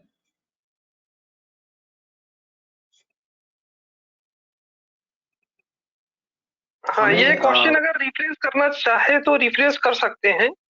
हाँ, कंटिन्यू कीजिए सर, मतलब आप कुछ कह रहे थे, सॉरी डिस्टर्ब किया, कंटिन्यू कीजिए। एक्चुअली देखिए हम सामाजिक प्राणी हैं, तो हमें हमारे संबंध भी होते हैं, हम लोगों से जुड़ते हैं और ये मानव प्रवृत्ति है। तो मानव प्रवृत्तियों से कैसे बचा जाए ये सवाल लाजमी नहीं है। आप ये कह सकते थे कि इनसे जो समस्याएं होती हैं उनसे कैसे बचा जाए, तो समझ में आता है। अब आप जो हमारे मानव प्रवृत्तियों से ही, ह्यूमन टेंडेंसीज से आप कैसे बच सकते हैं, सवाल को कुछ अगर मॉडिफाई करना चाहें तो कर सकते हैं। मतलब इसमें तो खैर भगवान भी नहीं बच पाए तो हम लोग कैसे बच पाएंगे, बट ये एक रिफ्रेश किया गया क्वेश्चन कि कंसिक्वेंसेस अगर खराब निकले तो, अगर कंसिक्वेंसेस खराब निकले तो कैसे, ये रिफ्रेश हुआ है। जिसने भी ये सवाल पूछा है मैं अप्रिसिएट करता हूं, क्योंकि ऐसी चीजों पे बात ओपनली होनी चाहिए। और ये बहुत बड़ा कारण होती है इस एज ग्रुप में परेशान होने की बहुत बड़ी वजह होती है ऐसी चीजें।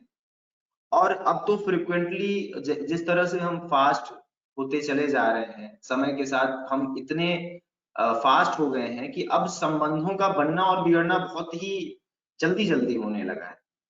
तो उससे दिक्कतें भी आई हैं, क्योंकि इमोशन जो है वो उस पे कोई कंट्रोल नहीं होता। लेकिन हम थोड़ा सा हमें रियलिस्टिक होना चाहिए उस कंडीशन में कि जो चीज हो चुकी, पहली चीज की जो बीत चुका, अब उसको हम बदल भी नहीं सकते।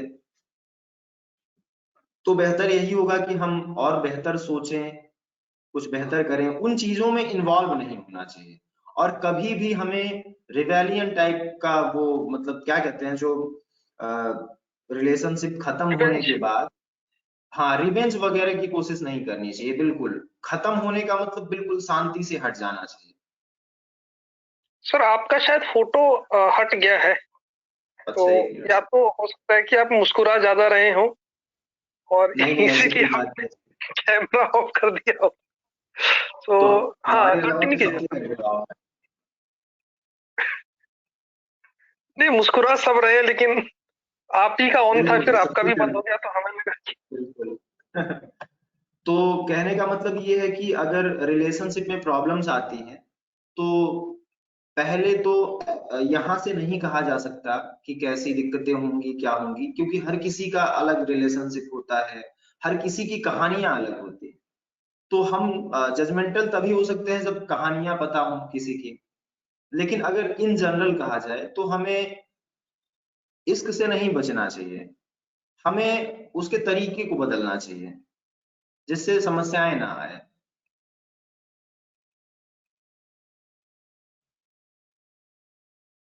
देन नेक्स्ट क्वेश्चन, कोई भी क्वेश्चन है तो उसको चैट बॉक्स में डालिए। कोई भी पुराने क्वेश्चन पे भी क्वेश्चन है तो उसको भी आप डाल सकते हैं। और किसी को अगर खुद का क्वेश्चन याद नहीं आ रहा तो किसी दोस्त का, पड़ोसी का क्वेश्चन भी डाल सकते हैं।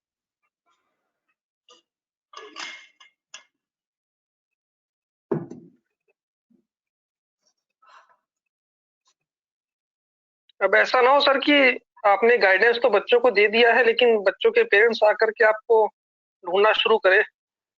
अच्छा। तो सर हमने ऐसा तो कहा नहीं है कि गलत चीजें की जाएं बच्चों द्वारा।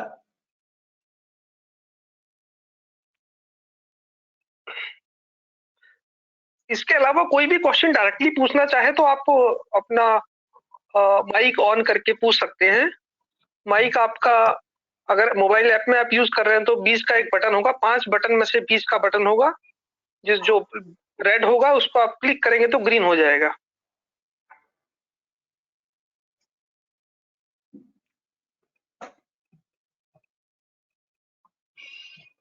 एक क्वेश्चन आया है, हाउ जी। To forget someone.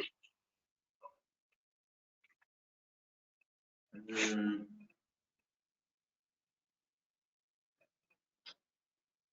किसी को कैसे इस भुलाया जाए। बिल्कुल इसका जवाब बहुत सोच समझ के देना पड़ेगा।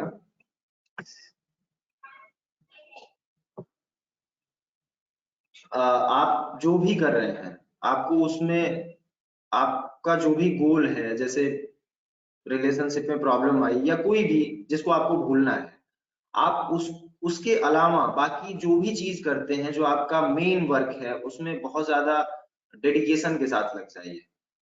और आप सोशल वर्क कर सकते हैं, आप अपने आप को इन्वॉल्व रखना है दूसरी चीजों में। और आप देखेंगे कि 15 से 20 दिन में आपको उसकी सामने वाले की वजह से अगर दिक्कतें आती हैं, जिस वजह से आप भूलना चाहते हैं, वो चीज धीरे धीरे कम होती चली जाएगी। और ये एक प्रोसेस होता है, भूलने का एक प्रोसेस होता है कि अगर किसी का हार्ट ब्रेक होता है तो 2-3 महीने तक ये प्रॉब्लम्स होंगी। उसके बाद लगभग 4-5 महीने 6 महीने बाद चीजें बिल्कुल नॉर्मल हो जाती हैं। तो अगर तब भी नहीं होती हैं, तो अगर तुरंत की कोई प्रॉब्लम है तो आपको दूसरे कामों में इन्वॉल्व हो जाना चाहिए।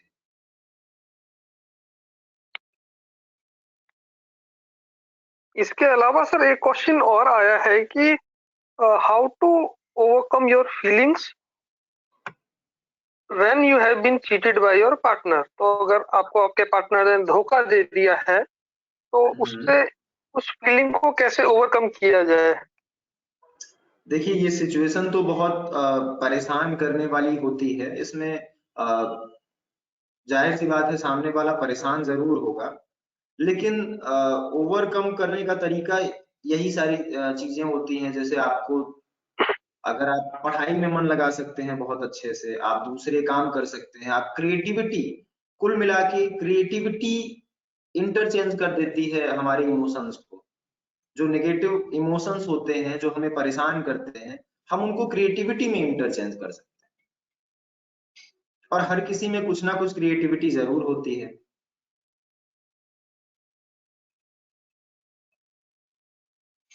ओके, तो बेसिकली उसी समय को कहीं ना कहीं और मतलब इम्प्लीमेंट किया जाए, उसको टाइम को कहीं और स्पेंड किया जाए, राइट? बिल्कुल। और अवॉइड किया जाए उन चीजों को जो उससे रिलेटेड हो, क्योंकि जब हम हमारी जो मेमोरी होती है वो रिलेटेड चीजों को देख के भी उन चीजों पर तक जा सकती है। तो हमें कुछ दिन अवॉइड करना चाहिए वैसी चीजें। कुछ लोग क्या होते हैं कि हार्ट ब्रेक हो चुका है लेकिन वो उन्हीं जगहों पे जाना चाहेंगे जहां वो जाया करते थे। तो सीधी सी बात है, जब वहां आप जाएंगे तो आपको फिर से प्रॉब्लम होगी। तो हमें इस तरह की सोच भी बदलनी होती है कि इन सड़कों पर हम उसके साथ चलते थे, इन रास्तों पर यहाँ अ, घूमते फिरते थे। तो इस तरह के थॉट हमें चेंज करने चाहिए, क्योंकि जो लोग ज्यादा सोचते हैं, ज्यादा इमोशनल बातें सोचते हैं, उनको और प्रॉब्लम्स होती हैं। और ये भी समझना चाहिए कि सामने वाला अगर आपको छोड़ के आगे बढ़ गया तो आपको भी आगे बढ़ जाना चाहिए।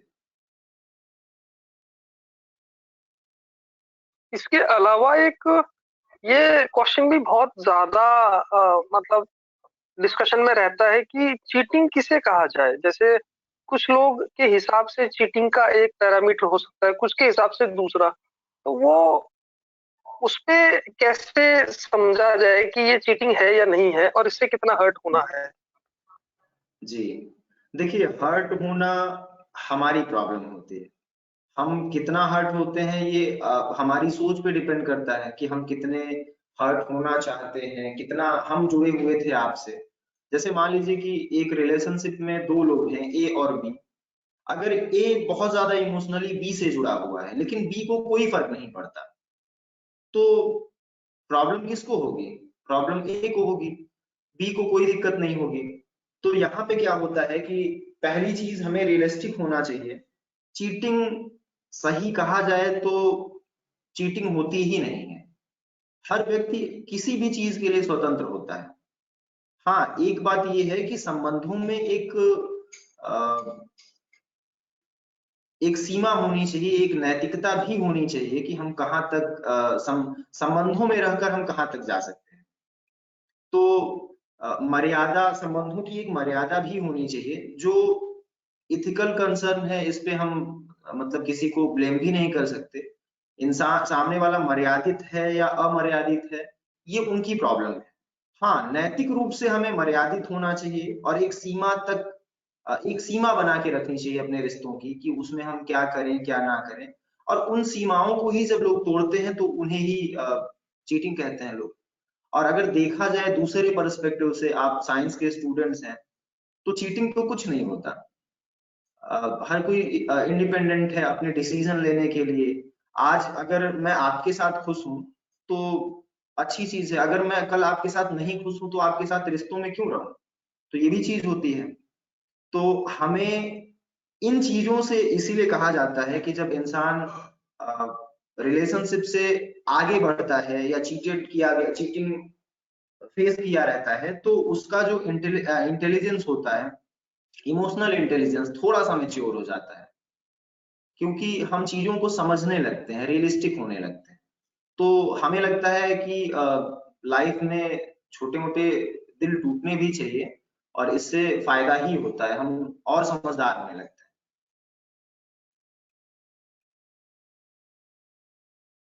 इसके अलावा नेक्स्ट क्वेश्चन है, how to overcome the fear of failure. Failure, देखिए दिक्कत यहाँ अभी तीन चार जो सवाल पूछे गए, यहाँ दिक्कत ये है कि ओवरकम का कोई मतलब ही नहीं होता इन चीजों में। फेलियर से ओवरकम क्यों करना है। आप कोशिशें करेंगे तो आप हारेंगे ही, और हार ये डिसाइड करता ही नहीं कि हम अगर फेल होते हैं इसका मतलब हमने एक स्टेप आगे कोशिश तो की थी आगे बढ़ने की, तभी तो हम हारते हैं। तो हार परेशान होने वाली चीज ही नहीं होती, और हम परेशान होते हैं। अगर हम कहीं भी फेलियर हो रहे हैं तो हमें परेशान होना ही नहीं चाहिए, हमें फिर कोशिश करनी चाहिए। और हार और जीत से भी ज्यादा इंपॉर्टेंट होता है कोशिश करना। तो हमारे हिसाब से हमें लगातार कोशिश करनी चाहिए, और हमारे गीता में भी कहा गया है कि कर्म करो फल की इच्छा मत करो। ये बहुत ही, अगर आप दूर तक सोचेंगे तो ये लाइन, इससे बेहतर कुछ नहीं कहा जा सकता कि आपको काम करना चाहिए अपना, आप हारे जीते इस चीज को छोड़ देना चाहिए, क्योंकि वो आपके हाथ में होता ही नहीं। और जब हम समर्पित हो जाते हैं चीजों के लिए तो हमें फिर हार जीत से कोई फर्क नहीं पड़ता। बस हम काम में, आपको काम में खुशी मिलनी चाहिए, हार जीत से नहीं। तो आपको लगेगा ही नहीं कि आप फेलियर थे। इसमें एक और चीज है कि जैसे प्राइमरी में हम लोग एक गाना गाते थे असेंबली में, we shall overcome, we shall overcome. So I think उस गाने को याद करके भी सीखा जा सकता है कि we should overcome all these things. बिल्कुल। And the next question is how to like your tips for some multiple years to आपकी आवाज क्लियर नहीं आई। crack an entrance, but is do so and is still aspiring the same as today? ये बिल्कुल ऐसा सवाल है कि ऐसा किसी कॉम्पिटिटिव एग्जाम को क्रैक करने का और असफल रहते हैं, तो उस कंडीशन में व्यक्ति को क्या करना चाहिए? जैसे मान लीजिए कोई आईएएस बनने चले हैं, 6-7 बार दे दिए हैं, 10 बार दे दिए हैं, मतलब वो लिमिट्स पे दिए जा रहे हैं, हर साल दे रहे हैं, लेकिन नहीं हो पा रहा, तो उस केस पे जी। क्या करना चाहिए? इस केस में हमें वास्तविकता को स्वीकार करना चाहिए। एक्सेप्टेंस बहुत जरूरी है। हो सकता है हमारा इंटेलिजेंस आईएएस बनने लायक ना हो तो हम पूरा जीवन लगा देंगे तब भी नहीं बनेंगे।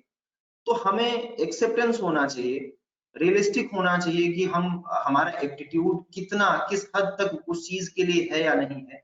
उसके बाद हमें आगे बढ़ना चाहिए। हो सकता है वो व्यक्ति आईएएस कभी ना बन पाए, लेकिन अगर आईएएस का फील्ड छोड़ के अगर वो व्यक्ति कुछ और करता है तो हो सकता है वो बहुत आगे चला जाए। तो हमें स्वीकार करना चाहिए। कभी कभी क्या होता है कि हम जिद पकड़ लेते हैं कि नहीं मुझे यही बनना है, लेकिन होता क्या है कि हमारी दो कैपेबिलिटी होती है, हमारा एटीट्यूड और एप्टीट्यूड। हम बनना आईएएस चाहते हैं, हमारा एटीट्यूड आईएएस का है, लेकिन एप्टीट्यूड हमारा आईएएस का नहीं है। हमारे अंदर एडमिनिस्ट्रेशन बिल्कुल नहीं है, हमारे अंदर और भी क्वालिटी जो आईएएस होने के लिए चाहिए वो नहीं है। हम कंसिस्टेंटली पढ़ भी नहीं पाते हैं, तो हम आईएएस बन ही नहीं सकते। अब उसके बावजूद हम कोशिश पे कोशिश क्यों करें आगे? और अगर ऐसा कर रहे हैं तो ये हमारी गलती है। और अंततः हमें लगता है कि अगर ऐसे हम 2, 4, 6, 8, 10 अटेम्प्ट देते हैं तो हम कहीं ना कहीं अपना समय बर्बाद कर रहे हैं दूसरी जगह, कहीं और हमें कोशिश करनी चाहिए। इसमें एक एनालॉजी जो हमें याद आती है कि अगर आप हाथी से कहिएगा कि पेड़ पे चढ़ो, तो हाथी पूरा जीवन लगा देगा लेकिन पेड़ पे चढ़ नहीं पाएगा, और अगर पेड़ पे चढ़ेगा हाथी तो पेड़ जमीन पे आ जाएगा। तो कुछ चीजें बिल्कुल। पॉसिबल नहीं है। और आप में से बहुत लोग शायद जानते होंगे नहीं, लेकिन भाई आप मछली को अगर चढ़ाना चाहें, मछली को अगर आप चलाना चाहें जमीन पे, तो बड़ा मुश्किल है। और जी। उसी तरीके से कुछ व्यक्ति हो सकता है कि शायद स्विमिंग ना सीख पाए, क्योंकि मैंने एक व्यक्ति को देखा, उसने स्कूल में स्विमिंग ट्राई की, उसने कॉलेज के जी। फर्स्ट ईयर में स्विमिंग ट्राई की, और पोस्ट ग्रेजुएशन में भी स्विमिंग ट्राई किया, और फिर जॉब लग गई, जॉब में भी स्विमिंग ट्राई किया। अभी तक वो स्विमिंग नहीं कर पा रहे हैं, कोशिश बहुत करते हैं लेकिन अब नहीं हो पा रहा। तो अब होता है कभी कभी कुछ लोगों को कह भी दिया जाता है कि भाई तुमसे ना हो पाएगा, लेकिन उस चीज को बिल्कुल। सीरियसली नहीं लेना चाहिए। पॉसिबल नहीं है तो फिर क्या कर सकते हैं? और जी। एक क्वेश्चन बच्चों का एक ये आ रहा है कि how to gain confidence for confessing your marks to your parents, मतलब पिताजी को सही मार्क्स या माताजी को सही मार्क्स कैसे बताया जाए? क्योंकि बहुत लोग जो है हम्म। इस चीज से डरते हैं और उल्टा पुल्टा भी बता देते हैं। कुछ लोग लुढ़क जाते हैं लेकिन बता देते हैं पास हो गए, या पॉइंटर ज्यादा बताते हैं। तो ये कैसे कन्फेस किया जाए मार्क्स पेरेंट्स? एक छोटी सी कहानी बताते हैं। हमारे एक रिलेटिव थे, वो आज के 4-5 साल पहले 12th में थे। तो उनके एग्जाम्स हुए और वो हमारे यहाँ आके एग्जाम दे रहे थे, और उनके नाना जी बस थे, तो नाना जी के साथ वो रहते थे। तो वो एग्जाम दे के आते थे, पेपर बहुत खराब होता था, हम लोगों से बताते थे कि बस पास हो जाए किसी तरह से। और जब उनके नाना जी का फोन आता था तो बोलते थे नाना जी पूरा एकदम करके आए हैं और हमें लगता है कि फर्स्ट डिवीजन तो तय है। तो वो फेल हो गए, और उसके बाद उनके नाना जी का फोन आया तो बहुत खुशी से बहुत अच्छे से बताए कि फर्स्ट ग्रेड है, 70 अबव मार्क्स हैं। तो हमने पूछा कि झूठ क्यों?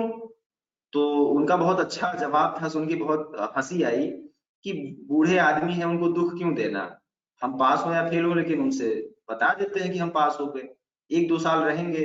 तो ये कहीं ना कहीं हम डरते इसलिए हैं अपने पेरेंट्स से बताने में, क्योंकि हम जानते हैं कि हम ईमानदार नहीं थे। आप पूरी लगन के साथ पढ़िए, और उसके बाद अगर आपका रिजल्ट खराब आता है तो आप पूरे कॉन्फिडेंस के साथ हर किसी को वो बता सकते हैं। लेकिन हमारी मेहनत ही पूरी नहीं होती है, हमारा डेडिकेशन होता ही नहीं पढ़ाई में पूरी तरह से, तो फिर हमें डर तो लगेगा ही।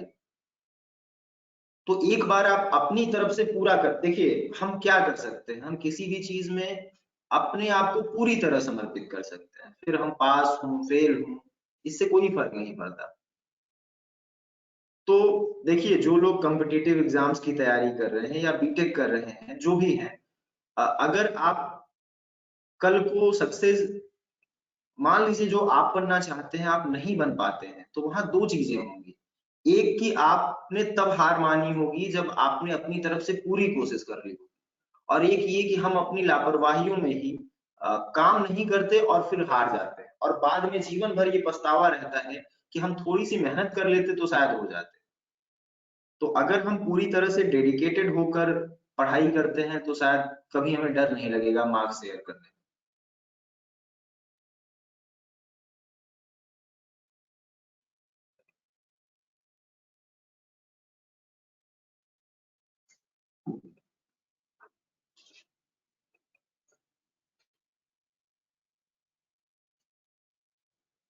और कोई सवाल? एक नेक्स्ट क्वेश्चन है, हाउ टू ट्रीट द और how to avoid the pornographic addiction. ये आपके कंट्रोल में है। अगर आप देखिए, फिर वही बात, आप उसकी जगह वो टाइम आप कहीं और अपने आप को इन्वॉल्व करिए उस टाइम में।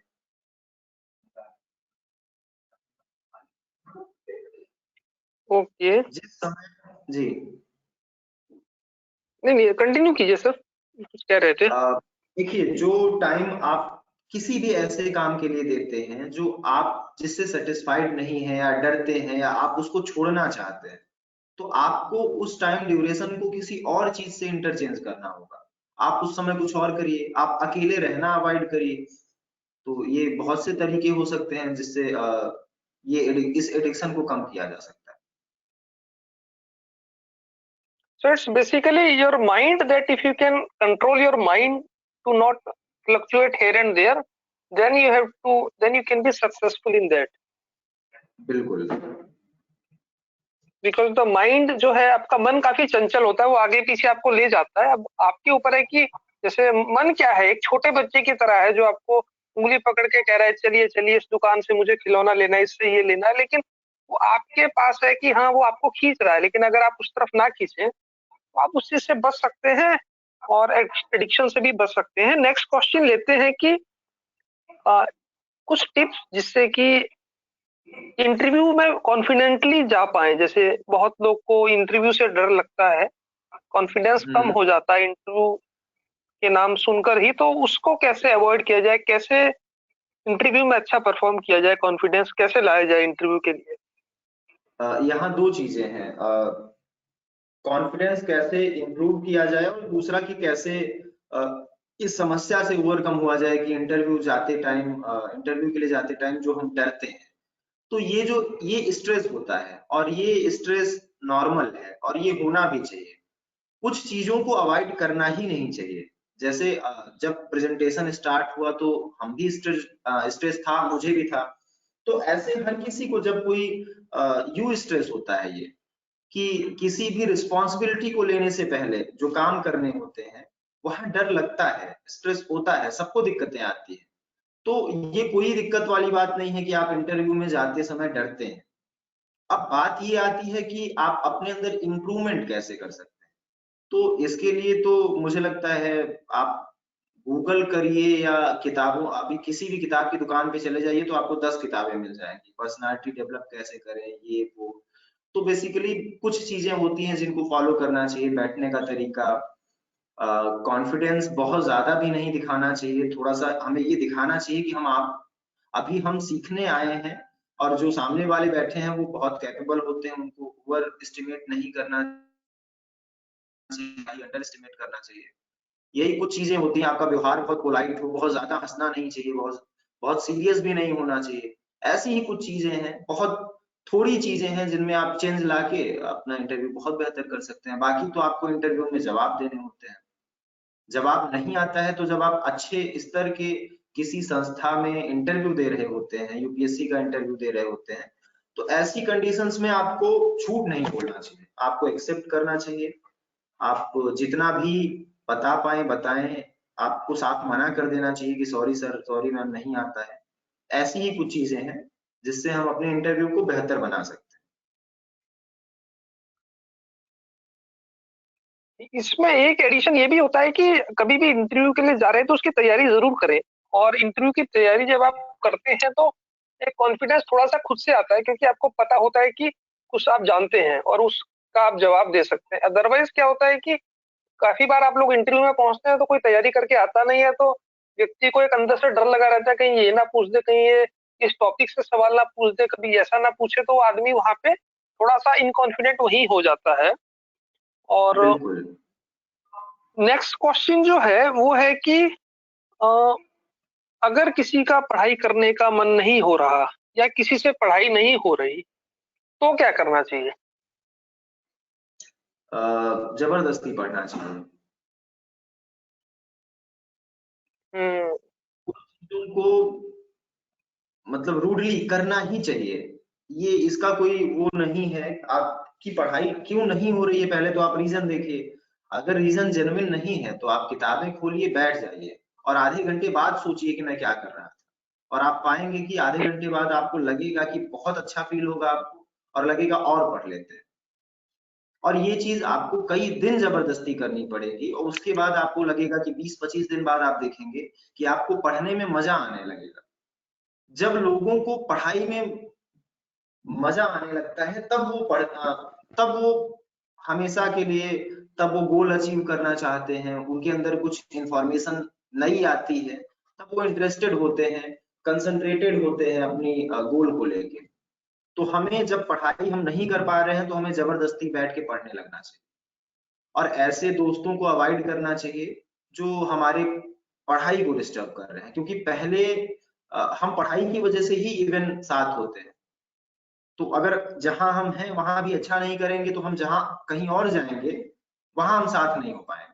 तो हमें पढ़ाई में दोस्ती यारी को थोड़ा साइड रखना चाहिए और सबको पढ़ना चाहिए। बल्कि अगर दोस्ती निभानी है तो आप मोटिवेट करिए दूसरों को पढ़ने के लिए, उनका समय मत जाया करिए।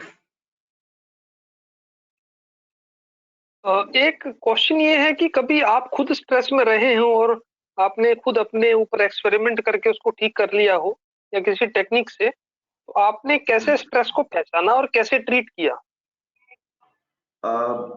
लगभग 1.5 साल पहले मेरे सर्टिफिकेट्स गायब हो गए थे। पूरे सर्टिफिकेट फाइल, मतलब जो जिस फाइल में हमने रखा था उसमें लगभग 70 से 75 सर्टिफिकेट थे और सारे सर्टिफिकेट मेरे रूम से गायब हो गए। तो पहले तो मैंने 1-2 बार कोशिश की कि शायद किसी को हमने दिया हो, लेकिन फिर 3-4 दिन में ये कंफर्म हो गया कि हमारे कनेक्शन में भी कहीं भी किसी के पास नहीं है। तो उस कंडीशन में आप समझ सकते हैं कि इस समय जब इवन एम्स में एक पोस्ट आई हुई थी और एक प्रोफेसर ने कहा था कि हम वो अप्रोच लगा सकते थे। उन्होंने कहा अपने सर्टिफिकेट लेके चले जाओ। अब आप समझ सकते हैं कि एक तरफ नौकरी थी और हमारे पास सर्टिफिकेट बिल्कुल नहीं थे। उस कंडीशन में भी हमने अपने आप में जो पॉजिटिव थिंकिंग की वो ये थी कि हमने सोचा कि कागज ही तो गायब हुआ है, हम बिल्कुल जैसे थे वैसे ही हैं, हमारे हाथ पैर ठीक हैं, हमारी तबीयत खराब नहीं है, अब हम सर्टिफिकेट तो फिर से बनवा सकते हैं, थोड़े पैसे लगेंगे। तो इस तरह से जब भी हम स्ट्रेस में होते हैं तो हमें हमेशा कुछ सकारात्मक सोचना चाहिए। अगर उस कंडीशन में मैं नकारात्मक सोचता तो मैं बहुत ज्यादा परेशान होता, डिप्रेस्ड होता, प्रॉब्लम्स होती। लेकिन मैंने बहुत अच्छे से, इवन मुझे ये तक पता था कि कैसे मतलब बहुत मुश्किलें होती हैं। आपको पता होगा कि 12th और 10th के सर्टिफिकेट बनवाने में बड़ी प्रॉब्लम होती है, लेकिन उसके बावजूद लगभग 6-7 महीने बाद सारे सर्टिफिकेट हमने बनवा लिए।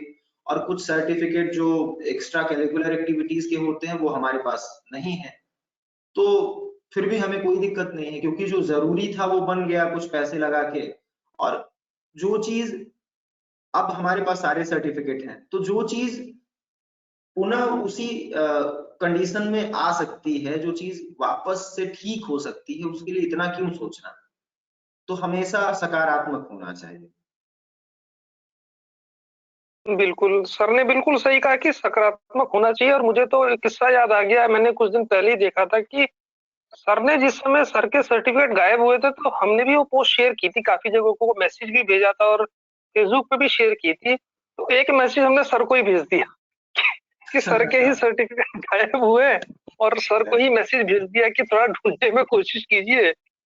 और इसमें एक चीज और मैं ऐड करना चाहूंगा कि जैसे कभी कभी क्या होता है, अगर आपको लग रहा है कि स्ट्रेस है किसी चीज से, तो उस चीज का दो ऑप्शन है, या तो आप उसका कुछ कर सकते हैं या कुछ नहीं कर सकते। अगर कुछ नहीं जी कर सकते तो उसके बारे में ना सोचा जाए, और कुछ कर सकते हैं तो देखा जाए कि क्या किया जा सकता है, वो किया जाए। और बिल्कुल। स्ट्रेस जो है उसको नहीं लेना चाहिए। मैं एक किस्सा छोटा सा मैं शेयर करता हूँ। एक बार हम लोग 4 लोग एक ट्रिप पे गए। एक औरंगाबाद में एक अजंता और एलोरा की गुफाएं हैं, केव्स है, आपने हिस्ट्री में काफी लोगों ने पढ़ा होगा। और वहां जब हम लोग गए तो डे 1 पे ब्रेकफास्ट पे 4 लोग बैठे थे, तो मैं था और 3 लोग और थे। तो इतने में क्या हुआ कि एक व्यक्ति बहुत ज्यादा स्ट्रेस में दिख रहे थे। वो थे, खैर वो एक अलग राज्य से थे, और हम लोग सब अलग अलग राज्यों से ही थे। खैर, तो हमने उनसे पूछा कि क्या हुआ। कह रहे हम कैसे घूमेंगे, हमारा इतना प्लान था सब चौपट हो गया। तो मुझे लगा कि शायद हो सकता है कैब वाले ने धोखा दे दिया, या हो सकता है कि कुछ और दिक्कत हो गई। तो हमने उनसे दोबारा पूछा भी क्या हुआ। कह रहा ऐसे कैसे हो सकता है, हम कैसे घूमेगा और हम कैसे जा सकते हैं। तो मुझे फिर कंफर्म हो गया कि शायद कोई ज्यादा गड़बड़ हो गया, या तो आज केव्स बंद है या कुछ और दिक्कत है। तो फिर बड़ी करीब 15-20 मिनट के बाद उन्होंने बताया कि वो गलती से उनका जो कैमरा डीएसएलआर है वो नहीं चल रहा है। अब मुझे लगा ये डीएसएलआर कैमरा है, ये नहीं चल रहा, तो इससे टूर का उतना ज्यादा असर तो नहीं पड़ना चाहिए। लेकिन चूंकि उनका माइंड में था कि डीएसएलआर से ही फोटो लेना है, फिर हमने कहा कि भाई मोबाइल भी आपका जो है करीब 15-20 मेगापिक्सल का है, और मोबाइल पे 3-3 कैमरे लगे हैं, तो इसका भी जी प्रयोग किया जा सकता है। तो परंतु वो उस चीज का स्ट्रेस लेके बैठ गए, और जो 2 दिन का ट्रिप था वो उसमें एक ही दिन के बाद लौट गए वापस। तो कभी कभी स्ट्रेस उतना ही आपको इफेक्ट करेगा जितना आप स्ट्रेस लेते हैं। हमारा बिल्कुल। तो कभी कभी ऐसा हुआ है कि एक बार हम हांगकांग में थे, तो वहां पे मोबाइल ही चलना बंद हो गया, और जी इमिग्रेशन ने इसी चक्कर में 1 घंटा कहीं पकड़ा के बिठा भी दिया, क्योंकि हम लोग उनको डॉक्यूमेंट्स नहीं दिखा पाए कि हमारी होटल बुकिंग कहाँ है। और मोबाइल एकदम से बंद हो गया, तो इमिग्रेशन क्या होता है, आप इमिग्रेशन पे जा रहे हैं, तुरंत मोबाइल बंद हो गया, तो हम लोग वहां रुक गए। और जैसे ही आप रुक जाते हैं तो इमिग्रेशन ऑब्जर्व करते हैं पुलिस ऑफिसर कि आप कुछ सस्पिशियस लग रहे हैं, आप ड्रग्स लेके तो नहीं आए, आप डर रहे हैं या कुछ। तो वो लोग हमें 1 घंटा लेके उन्होंने बिठा दिया। लेकिन वहां हम लोग स्ट्रेस में नहीं रहे, हमने जो जो चीजें थी उनको दिखाई। हमने कहा भी हमारा मोबाइल चलना बंद हो गया है। तो वहां ठीक है, मोबाइल चलना बंद हो गया, लेकिन एक बैकअप मोबाइल था, तो उससे थोड़ा बहुत छोटा मोटा काम चल गया। और लेकिन हमने घूमने पे फोकस किया। तो फोकस ये है कि स्ट्रेस का अगर आप कुछ कर सकते हैं तो कीजिए, नहीं कर सकते तो उसको साथ में जो चीजें हैं उन्हीं को लेकर के आप आगे बढ़े, और जो भी पॉसिबल है वो कर सकते हैं करें, नहीं तो फिर उसको इग्नोर करें। एक नेक्स्ट सर सवाल है, how to avoid getting our ego hurt. काफी लोगों का ईगो हर्ट हो जाता है, तो इससे कैसे बचा जाए?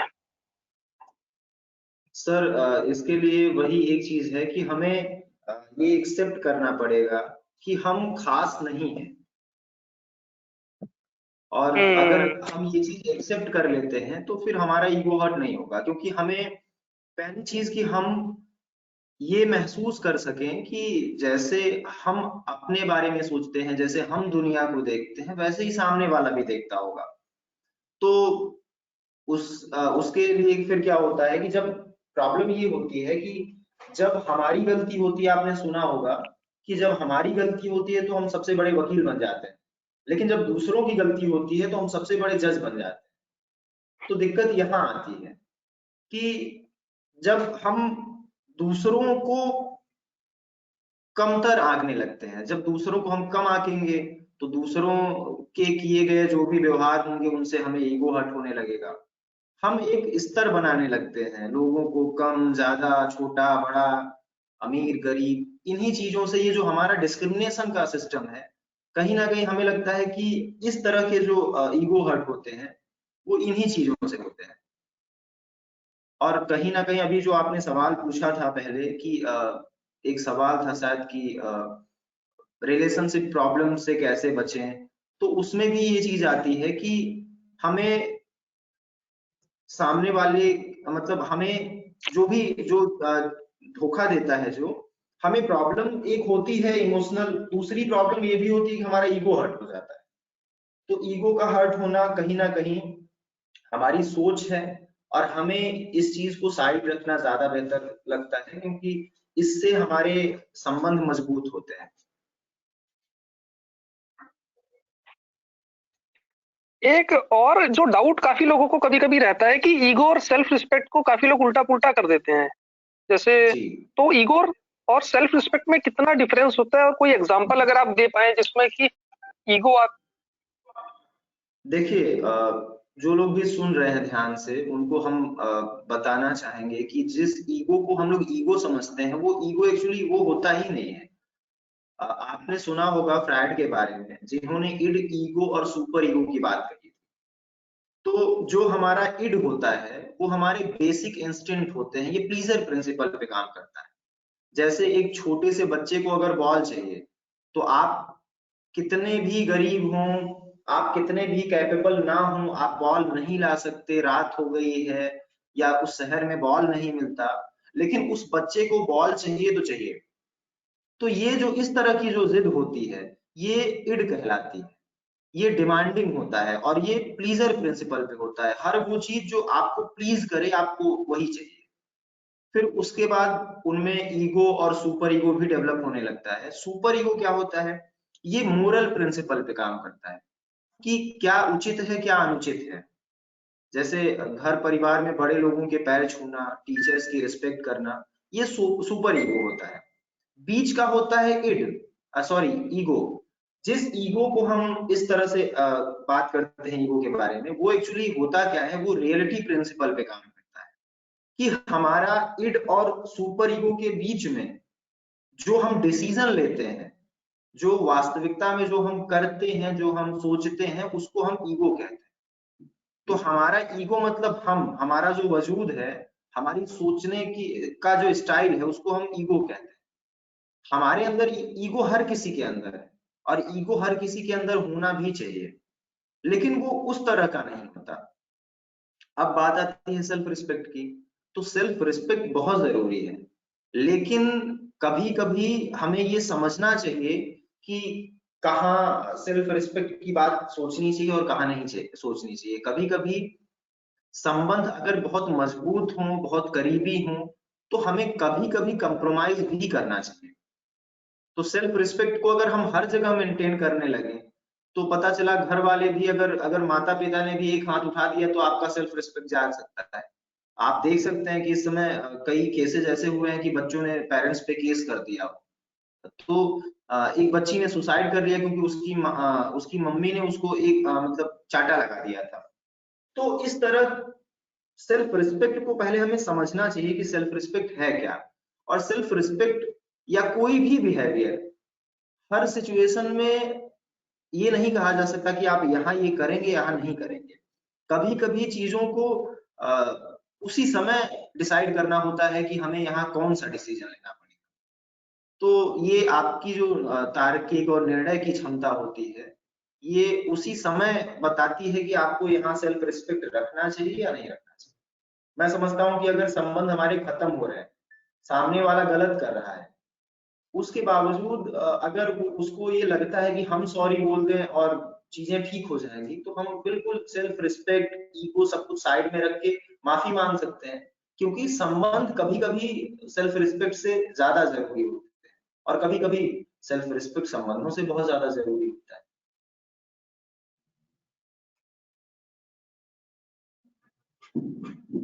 इसके अलावा सर एक सवाल और है कि कुछ लोग गाने सुनना पसंद करते हैं पढ़ाई करते समय, तो क्या वो बेनिफिशियल है या वो मतलब या उसका कोई हार्मफुल इफेक्ट होता है, या उतना फायदा स्टडी का हो पाता है, स्टडीज हो पाती है या नहीं हो पाती उस समय जिस समय हम गाने सुनते सुनते स्टडीज करते हैं?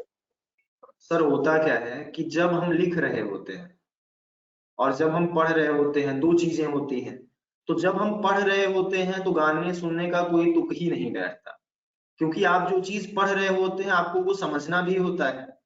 और अगर इस कंडीशन में गाने लगा के अगर कोई पढ़ाई कर रहा है, तो वहां क्या होता है कि हमारा जो अटेंशन होता है वो कहीं ना कहीं म्यूजिक से हटके हमें किताबों पे लाना पड़ेगा।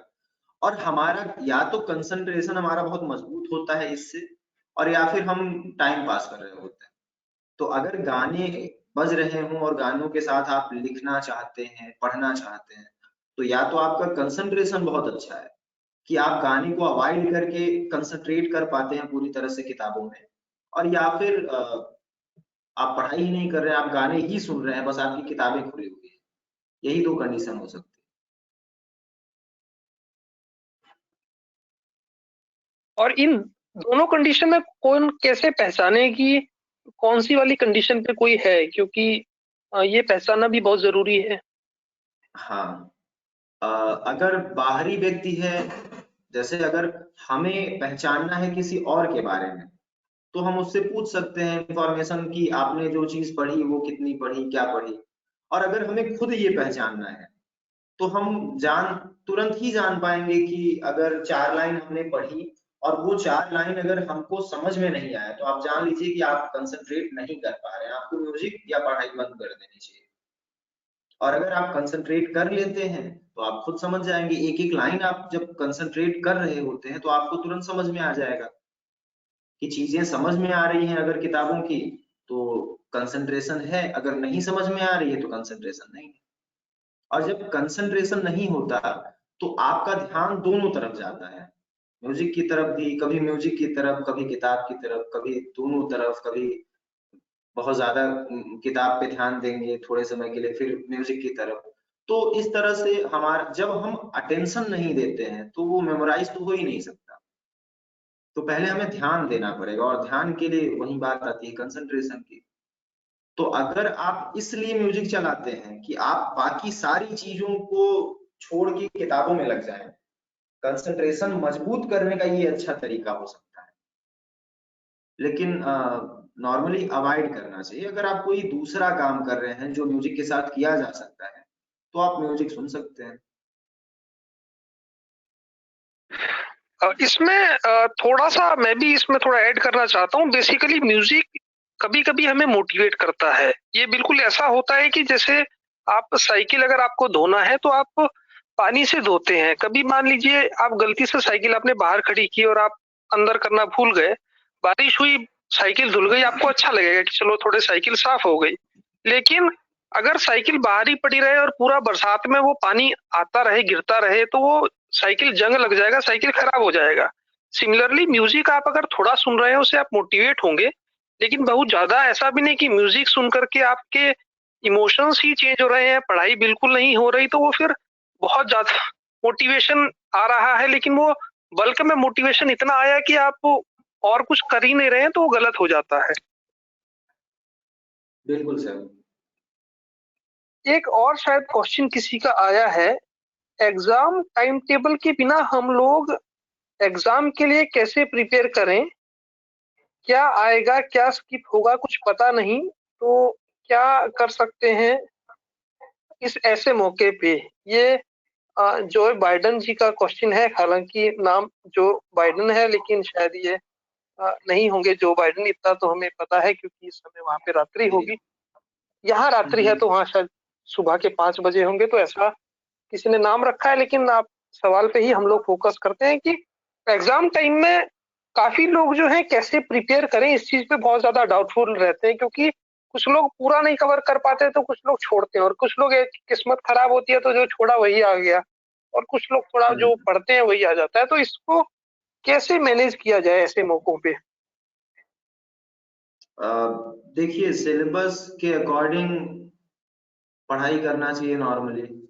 तो अगर आपने अपना पूरा सिलेबस कवर कर लिया तो आपकी पढ़ाई हो गई। फिर इसमें ये प्रिटेंड करना कि क्या आएगा क्या नहीं आएगा, ये डिसीजन देखिए, हम अपने आप को सीमित करते जाते हैं। हमने बताया कि हम किताबें नहीं पढ़ते, हम नोट्स पढ़ने लगते हैं, या नोट्स जो कहीं किताबों में अगर शॉर्ट ट्रिक्स मिल गए या नोट्स मिल गया, बाजार में नोट्स मिल जाते हैं तो हम नोट्स पढ़ने लगते हैं। उसमें भी अगर कोई शॉर्ट नोट्स मिल जाए तो हम उसको पढ़ने लगेंगे। अब पेपर में भी हम सोचने लगते हैं कि 4 ऐसी कौन सी चीजें पढ़ लें कि हम पास हो जाएं, तो हम भाग रहे हैं पढ़ाई से। इस सवाल का जवाब अगर हम दे भी दें तो शायद ये बेहतर नहीं होगा। तो हमें ये चीजें नहीं करनी चाहिए। और इसके जवाब के रूप में ये कहा जा सकता है कि आप यूनिट वाइज 2-4 चीजें पढ़ लीजिए हर यूनिट में, और हर यूनिट से सवाल आते हैं, आपको कहीं ना कहीं ऑप्शनल में वो चीजें 4-5 चीजों से ही आपको फायदे हो सकते हैं, लेकिन ये नहीं करना चाहिए। ये बेसिकली ये लास्ट ऑप्शन होता है कि जब कुछ भी समझ ना आए और पानी सर के ऊपर चला गया हो, तो ये कर सकते हैं कि जैसे पता है कि 5 यूनिट है, 5 यूनिट से कोई कोई क्वेश्चन आएगा तो कोई एक यूनिट पूरा छोड़ सकते हैं, लेकिन वो एक लास्ट ऑप्शन होता है कि कुछ और नहीं दिख रहा तब। अदरवाइज ट्राई करना चाहिए कि सब कंप्लीट किया जाए। जी इसके अलावा आई थिंक ज्यादातर क्वेश्चंस तो शायद कवर हो ही गए हैं, और कुछ और अगर आप गाइडेंस या कुछ और चीज शेयर करना चाहें तो शेयर कर सकते हैं यहाँ पे। सर, एक्चुअली हम बस बच्चों से ये कहना चाहेंगे कि जिस टाइम ड्यूरेशन में आप अभी हैं, यहाँ आपको थोड़ी मेहनत जरूर करनी चाहिए।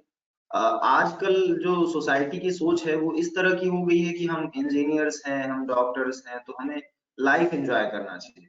जबकि हमें ये सोचना चाहिए कि हम अगर इस समय पढ़ने आए हैं, पढ़ाई कर रहे हैं, तो हमारा डेडिकेशन पढ़ाई की तरफ होना चाहिए। तो ये समय लौट के नहीं आएगा। आप पूरे मेहनत से, पूरी ईमानदारी के साथ परिवार वालों को, सब कल को आपको परिवार वालों को सपोर्ट भी करना है, तो आपको बहुत ईमानदारी के साथ इस समय को अच्छे तरीके से व्यतीत करना चाहिए। आपको पढ़ाई करनी चाहिए हर दिन। इंटरटेनमेंट खाली समय के लिए होता है, सिर्फ इंटरटेनमेंट के लिए आपका समय नहीं है। तो बेहतर है कि आप थोड़ा सा किताबों में लगें, और हर दिन की मेहनत से ही एक दिन आपका परिणाम बनता है। तो आपको हर दिन थोड़ी थोड़ी मेहनत करनी चाहिए। एक और सवाल आ गया है। अब ये सवाल आया है कि कैसे हम लाइफ को एंजॉय करें, घर पे फंसे हुए हैं, कॉलेज भी बंद है। खैर कॉलेज खुला होता तो आप कॉलेज में फंसे होते, खैर। लेकिन सवाल पे आते हैं कि कैसे लाइफ को एंजॉय करें। मतलब अभी लोग एक्चुअली घर पे ज्यादा लोग फंसे हैं, और काफी बार ये होता है कि घर पे जब आप फंसे होते हैं तो ना आप पढ़ाई ठीक से कर पाते, ना आप इंजॉय कर पाते, क्योंकि जब पढ़ाई करते हैं तो पीछे से डिस्टरबेंस आता है, और जब इंजॉय करने लगते हैं तो पीछे से कुछ भी आ सकता है, मतलब। बिल्कुल तो इसीलिए जो सर। है इसको कैसे बचें? ये हम इसको आखिरी क्वेश्चन रखते हैं क्योंकि थोड़ा सा टाइम की शॉर्टेज है। बिल्कुल सर। लाइफ को लाइफ को एंजॉय जो भी करना चाहता है, जीवन में जो हैप्पीनेस है वो आपकी चॉइस होती है। आप हर चीज में एंजॉय कर सकते हैं। इवन लोग तो बहुत वर्स्ट सिचुएशन में भी, बहुत खराब कंडीशन में भी एंजॉय कर लेते हैं। लोग अपने काम को एंजॉय कर लेते हैं, लोग कोई दिक्कत होती है तो भी, अगर समय बहुत मुश्किल होता है तो भी वो हंसते रहते हैं। तो ये आपकी चॉइस है कि आप अपने आप को हैप्पी रखना चाहते हैं या वरीड रखना चाहते हैं, स्ट्रेस में रखना चाहते हैं, एंजाइटी में रखना चाहते हैं। तो हर सिचुएशन में खुश रहना आपकी चॉइस है। ये कोई नहीं डिसाइड कर सकता कि आप खुश रहेंगे या उदास रहेंगे, ये आप डिसाइड करते हैं कि कौन सी चीज आपको प्रभावित करे, कौन सी चीज ना करे, और आपके चेहरे पे स्माइल रहे या उदासी। तो ये आपका डिसीजन होगा पूरा का पूरा।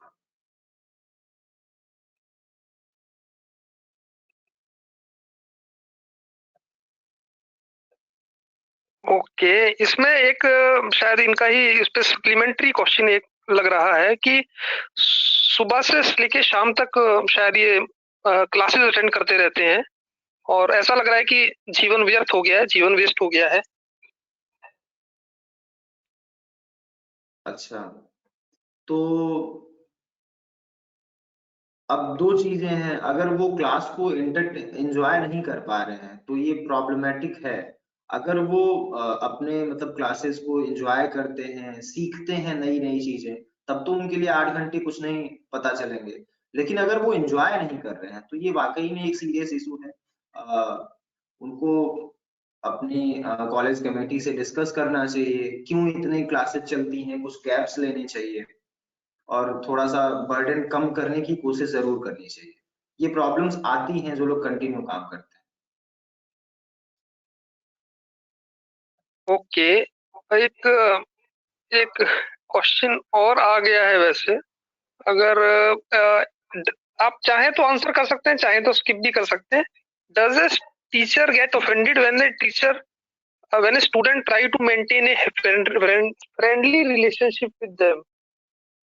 So it's asking whether a teacher gets offended when a student try to maintain a friendly relationship between them. हैं। तो कभी कभी हर चीज में एक बॉर्डर जरूरी होता है, एक गैप जरूरी होता है, क्योंकि टीचर्स बिल्कुल कभी कभी डरते हैं टीचर्स। रीजन उसका ये होता है कि आप टीचर नहीं हैं, आप वो सिचुएशन नहीं समझ सकते, आप कभी कभी कुछ ऐसे एक्ट कर सकते हैं जो टीचर्स के साथ वैसे एक्ट ना हो, अगर स्टूडेंट्स की तरफ से तो बेहतर है। तो इसलिए कहीं ना कहीं टीचर्स में थोड़ा सा इस बात का फियर होता है और इसीलिए वो थोड़ा सा गैप रखते भी हैं। और ये आई थिंक जरूरी भी है, क्योंकि अगर वो फ्रेंडली हो जाए तो शायद उन चीजों का कहीं ना कहीं मिसयूज भी हो सकता है। इसलिए लोग एक गैप बना के रखना ज्यादा सही होता है, क्योंकि जब हम इंडिपेंडेंट हो जाते हैं, संबंध तो एक शिक्षक और मतलब एक टीचर और स्टूडेंट में फ्रेंडली ही होना चाहिए, इवन फ्रैंक होना चाहिए। लेकिन क्या बच्चे उस चीज को मेंटेन कर पाएंगे? तो यहाँ एक थोड़ा सा कंट्रोवर्शियल है, इसलिए लोग गैप ही रखना ठीक समझते हैं, क्योंकि लोग जजमेंटल होते हैं। ओके, इससे पहले मैं ऐड करना चाहता हूँ कि जैसे डिस्कस तो आप स्टडीज को इतना जो भी यूनिट उसको आप नहीं कर पा रहे, तो ये बुक से पढ़ना ट्राई कीजिए कि ना शुरू करें या पढ़ने की कोशिश करें किसी और माध्यम से। आपके पास वीडियोस आप देख सकते हैं, एनपीटेल का बहुत अच्छा प्लेटफॉर्म है जिसमें टीचर्स जो हैं बहुत मेहनत करके वीडियोस रिकॉर्ड करते हैं और काफी इंफॉर्मेटिव, तो उनको आप देख सकते हैं। और टेक्निकल और होते हैं एनपीटेल। अगर फिर भी घर पे कोई दिक्कत आ रही है तो आप नोट डाउन कर सकते हैं घर पे किस किस चीज से दिक्कत आता है, क्योंकि होता ये है जो होती है ये शायद आप पेरेंट्स बनेंगे, तो जो चीजें इन्फोर्स की जा रही है उनकी एक लिस्ट बनाएं और सोचें उनको कैसे आप ओवरकम कर सकते हैं। तो ये चीजें ही होती है जिनकी जो कि बार बार आकर के आपको हॉन्ट करती हैं या बार बार आपको परेशान करती हैं चीजें। तो अगर आप उन चीजों को अवॉइड करेंगे तो वो चीजें आपको कम परेशान करेंगी। जैसे कि बहुत लोग होते हैं जो कि चप्पल पहन के घर में कहीं भी घूमते रहते हैं, लेकिन हो सकता है पेरेंट्स को नहीं पसंद कि आप चप्पल लेकर के बेड पे चढ़ गए, आप इधर चढ़ गए, सोफे पे बैठे हैं। कई लोग जो है ऐसा भी करते हैं कि सोफे पे बैठते हैं तो टेबल पे अपना पैर रख लेते हैं, तो ये भी कभी कभी पेरेंट्स को पसंद नहीं आता। या कभी सिटिंग पोस्चर पसंद नहीं आता, या फिर कई लोग बाल अपने हेयर वगैरह ऐसे कर लेते हैं जैसे कि नारियल का पेड़ है या कोई और तरीके से, तो वो भी कभी कभी पेरेंट्स को पसंद नहीं आता। तो आप आइडेंटिफाई कीजिए किस किस चीजों पे उनको ऑब्जेक्शन है, और उसको थोड़ा थोड़ा अगर कोशिश करके 10 चीजें हैं तो 5-6 पे आप कॉम्प्रोमाइज कीजिए, 5-6 पे धीरे धीरे वो भी थोड़ा सा एक मिडल वे पे आएंगे। तो ऐसे करके आप जो घर पे स्ट्रेस है उसको थोड़ा सा रिड्यूस कर सकते हैं। कि घर पे बहुत लोग को लग रहा होगा कि मार्च में गए थे 2 हफ्ते के लिए और यहाँ पे तो 1 साल होने को आ गया है, अभी तक कब ओवर होगा ये भी पता नहीं। Because at home at times एक एक रेस्ट्रिक्शन आता है आपके ऊपर, और होता यह है कि इंजीनियरिंग में आप लोग हैं तो हॉस्टल में आने के बाद आपको अपने आप राजा बन जाते हैं, लेकिन वहां जाकर के फिर आपको पता लगता है कि आप राजा नहीं है, आपको काफी चीजें देखनी होगी। तो ये एक चेंज आएगा, क्योंकि आप हॉस्टल में आने के बाद आपको आजादी मिल चुकी है, लेकिन अब आप घर गए हैं तो घर पे हो सकता है आपको लगे कि आपकी आजादी थोड़ी सी छीन ली गई है, लेकिन समय के लिए वही है और उसी के साथ आपको जीना है। क्योंकि कोरोना का कब तक ओवर होगा ये तो पता नहीं है, हम लोग भी कुछ नहीं कह सकते। हम लोग तो क्या मेडिकल डॉक्टर्स कुछ नहीं कह पा रहे, तो इसीलिए हमें देखना है कि कैसे हम उस चीज को सॉल्व कर सकते हैं, टेम्परेरीली कैसे उसको हम सॉल्व करें। क्योंकि ये भी हो सकता है कि मार्च आपको देखनी है, स्टूडेंट्स ट्राई करें कि अवॉइड करें स्ट्रेस सिचुएशंस को। इसके अलावा एक और चीज रहेगी कि sir has been very kind कि इतना अच्छा सेशन 2 घंटे के आसपास का इंटरेक्टिव सेशन हुआ, and also sir is also very helpful that he will be giving some I think some counseling sessions also to some students or some if anyone desires so. So I think for that they can I think contact us, and then we can have a discussion with sir that how we can go forward. That कुछ students हो सकते हैं जो personally अपना case discuss करना चाहें कि कुछ फैमिली प्रॉब्लम्स है या अपनी प्रॉब्लम्स है, और उस पे अगर वो डिटेल्ड स्टडी चाहते हैं, डिस्कशन चाहते हैं, तो आई थिंक सर शायद उनसे डिस्कस कर सकते हैं, डिटेल डिस्कस कर सकते हैं कि कैसे हम लोग आगे बढ़ सकते हैं। Out time on such A sir on busy schedule, and especially during evening, because evening 2 घंटे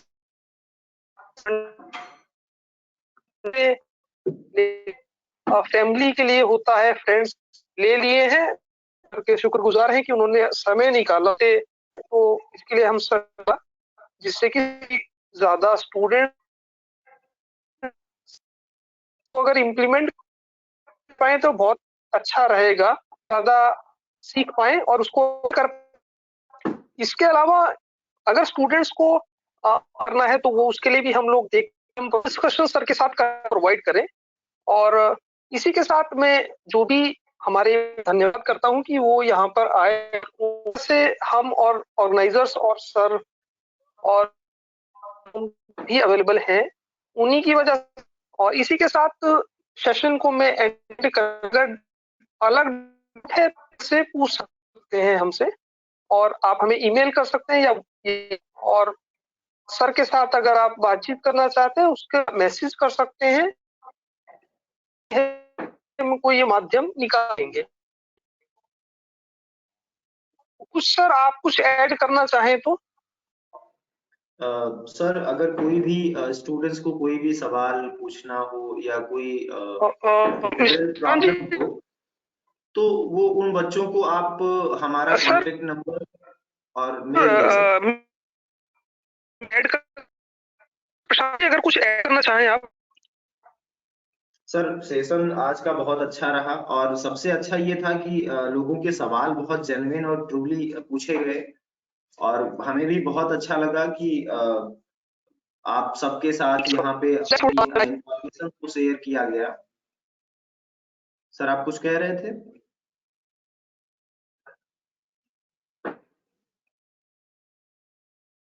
कंटिन्यू कीजिए सर। हाँ सर, तो बहुत बहुत धन्यवाद आप सभी को। सबसे पहले कॉलेज कमेटी को जिन्होंने ये डिसाइड किया कि हम अपनी बातों को यहाँ पे शेयर करें, और बाकी सारे स्टूडेंट्स को जिन्होंने स्ट्रेस मैनेजमेंट के इस पीपीटी को देखा, सुना, समझा और इतने अच्छे अच्छे सवाल हम लोगों ने डिस्कस किए, इस प्रोग्राम का ये सबसे खास हिस्सा था। और सबसे अच्छा लगा कि बातें ज्यादा होनी चाहिए। ये पीपीटी प्रेजेंटेशन और थ्योरेटिकल एस्पेक्ट तो सभी को पता है, तो ये जो 1 घंटे का, लगभग 1 से 1.5 घंटे का जो हमारा सवाल जवाब का सेशन था, ये बहुत अच्छा लगा। और मैं उम्मीद करता हूँ कि जितने भी छात्र यहाँ पे जुड़े हुए हैं और बाकी जितने भी छात्र हैं, ये अपनी पढ़ाई में थोड़ा सा और कंसिस्टेंटली कंटिन्यू लगें और कुछ बेहतर करें और राष्ट्र का नाम रोशन करें।